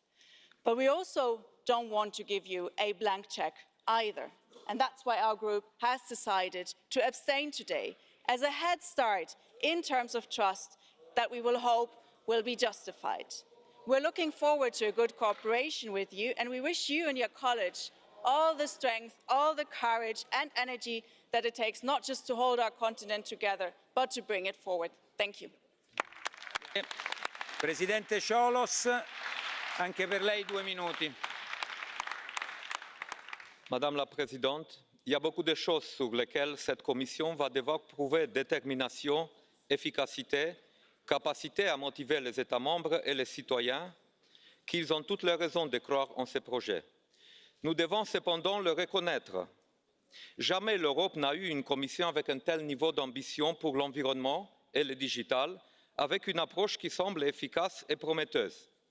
Jamais nous n'avons eu une commission qui applique de cette manière l'égalité des genres, puisque oui, l'égalité des genres est importante pour nous tous, puisque l'égalité veut dire aussi donner la possibilité à tous de s'exprimer, et qui s'engage à promouvoir l'état de droit et de protéger les libertés individuelles. Jamais nous n'avons eu un tel dialogue pour construire ensemble un agenda politique, et le Parlement a mis son empreinte sur ce programme. Notre groupe va soutenir donc votre commission, Madame la Présidente, mais je le dis, ce ne sera pas un chèque en blanc. J'espère que tous ceux qui ont fait de l'environnement, de l'égalité et de l'état de droit leur étendard feront de même et assumeront leurs responsabilités plutôt que d'exprimer simplement des souhaits. Pour que le programme soit mis en œuvre, nous devons bâtir un partenariat clair et honnête ici au Parlement, qui est fondé sur la confiance. Puisque sans confiance entre nous, il n'y aura pas de résultats. Et sans perspective de résultats, Renew ne pourra pas être au bord. Nous serons très vigilants donc sur les propositions qui seront faites. Chaque commissaire a un rôle clé pour redonner l'envie d'Europe avec une vision, une ambition et une passion pour l'Europe. D'est en ouest, du nord au sud, nous avons tous ici une mission claire de réenchanter le projet européen. Et nous n'y parviendrons pas avec de grandes déclarations ou juste de belles promesses, mais avec des faits et des mesures qui rendent l'Europe concrète et utile dans le quotidien de nos citoyens. Et c'est pour une telle commission que nous allons voter, Madame la Présidente. Merci. Grazie. Presidente García Pérez, anche per lei 2 minuti. Señor presidente, en mayo de este año la ciudadanía europea nos dio un mensaje muy claro. Quieren Europa, pero una Europa distinta, una Europa transformada, una Europa que vuelva a ser ese espacio de oportunidades. El Grupo Socialista tiene muy claro cuál es nuestro trabajo durante los próximos 5 años.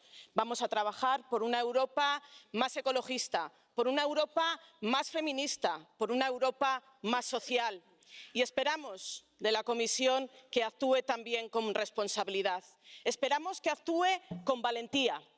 Les vamos a permitir incluso que se equivoquen. Lo que jamás vamos a permitir es que se resignen, es que sean inmóviles, es que no sean capaces de afrontar los retos y los desafíos que Europa necesita. Por lo tanto, vamos a ser vigilantes, vamos a ser comprometidos, vamos a cooperar, vamos a controlar. Pero estoy segura que por delante tenemos 5 años de intenso trabajo para devolver la esperanza a la ciudadanía que está fuera de este Parlamento en el proyecto que los hombres y mujeres europeos esperan de nosotros. Muchas gracias. Grazie. Presidente Weber, 2 minuti anche per lei. Herr Präsident, wir leben in einer Zeit, wo Extrempositionen populär sind, in den sozialen Medien laufen. Und deswegen ist gerade die Präsentation von Ursula von der Leyen heute wohltuend, den Ausgleich zu suchen, das Miteinander zu praktizieren, das Angebot auf den Tisch zu legen, für diesen Kontinent gemeinsam zu arbeiten. Sie hat uns heute ein starkes Team vorgestellt, das anpacken will, das motiviert ist und dem wir heute die Chance haben, ein demokratisches Mandat zu geben. Die Kommissare sind ins Amt gekommen über ihre Mitgliedstaaten, über den Rat. Aber sie werden erfolgreich aus dem Amt rausgehen, gemeinsam mit dem Parlament. Sie sind darauf angewiesen, dass wir sie unterstützen, dass wir am Ende der Tage gemeinsam zwischen Parlament und der Kommission Partnerschaft aufbauen und miteinander für dieses geeinte Europa arbeiten. Das ist die Verantwortung, die wir haben. Und wenn ich in der Schlussrunde jetzt höre, wie Linke und auch leider viele, viele Rechte hier in diesem Haus mit Agitation schon über die neue Kommission reden und wieder Angriffe machen und sich verweigern der Verantwortung, dann ist die beste Antwort, die wir heute geben können, ein starkes Ja zu dieser Kommission. Let's start to deliver. Let's deliver a strong and united European Union. Thank you so much. Grazie. Passiamo ora alle votazioni. Vorrei informarvi che in via eccezionale le dichiarazioni di voto sono rinviate a domani. Vi ricordo che le dichiarazioni di voto possono essere presentate anche per iscritto. Colleghe e colleghi, ai sensi dell'articolo 125 del regolamento, il Parlamento elegge o respinge la Commissione a maggioranza dei voti espressi per appello nominale. Dopo la votazione annuncerò i risultati dei voti. Se la Commissione riceverà la maggioranza dei voti espressi, firmerò la lettera di trasmissione che annuncia l'approvazione del Parlamento, la consegnerò alla Presidente della Commissione e ne informerò il Consiglio. Su tale base il Consiglio europeo nominerà ufficialmente la Commissione. Elezione della Commissione per appello nominale, la votazione è aperta.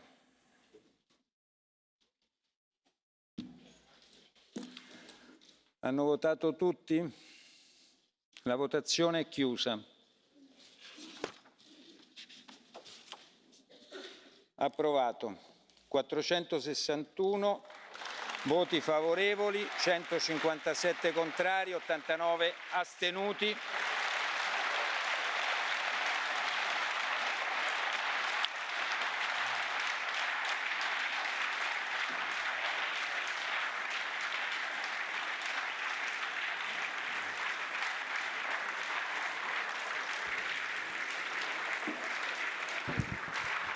Prima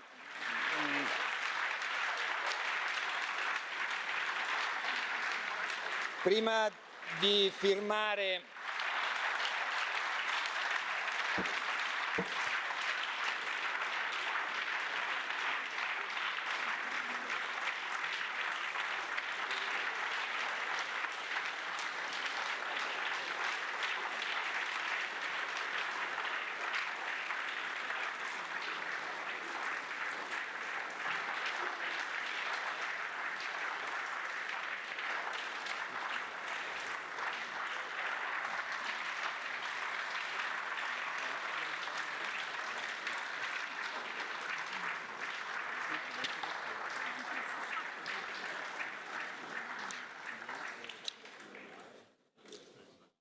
Presidente, prenda posto. Prima di firmare l'atto della nomina vorrei dire a tutto il Parlamento, alla Commissione e al Consiglio che siamo molto orgogliosi del lavoro che ha svolto il Parlamento europeo. È stato un processo democratico, serio, trasparente, nel rispetto dei trattati, delle regole e del regolamento del nostro Parlamento. Vorrei ringraziare le commissioni parlamentari, i loro presidenti, tutti i deputati e i gruppi politici. Vorrei sottolineare il grande lavoro che ha svolto l'amministrazione del Parlamento. Voglio infine ringraziare anche la stampa e i mezzi di comunicazione per l'attenzione che hanno prestato al lavoro della nostra istituzione. Rivolgo alla Presidente von der Leyen e alla nuova Commissione i migliori auguri di buon lavoro. E adesso firmiamo la lettera e la devo venire a consegnargli.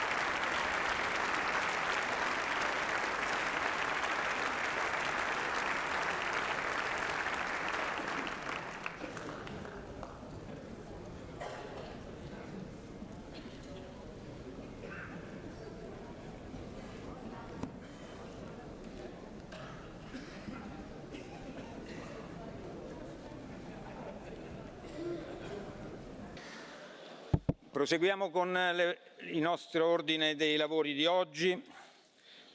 Abbiamo alcune votazioni molto importanti.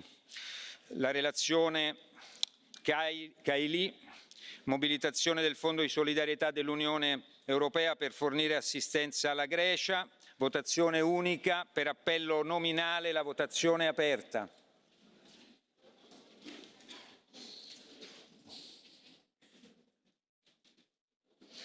La votazione è chiusa. Approvato. Maggioranza dei deputati, 3/5 dei voti espressi. Relazione Hohlmeier, mobilitazione dello strumento di flessibilità. Per appello nominale la votazione è aperta. La votazione è chiusa.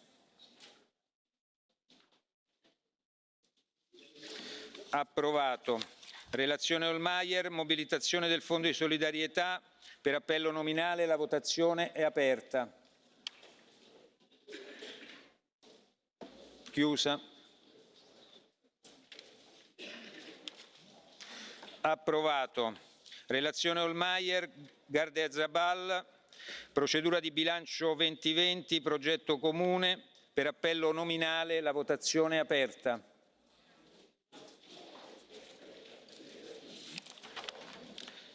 La votazione è chiusa.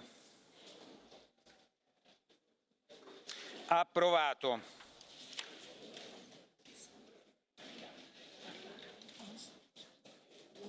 Vuole intervenire? Sì. Il Consiglio vuole intervenire? Prego, prego Ministro.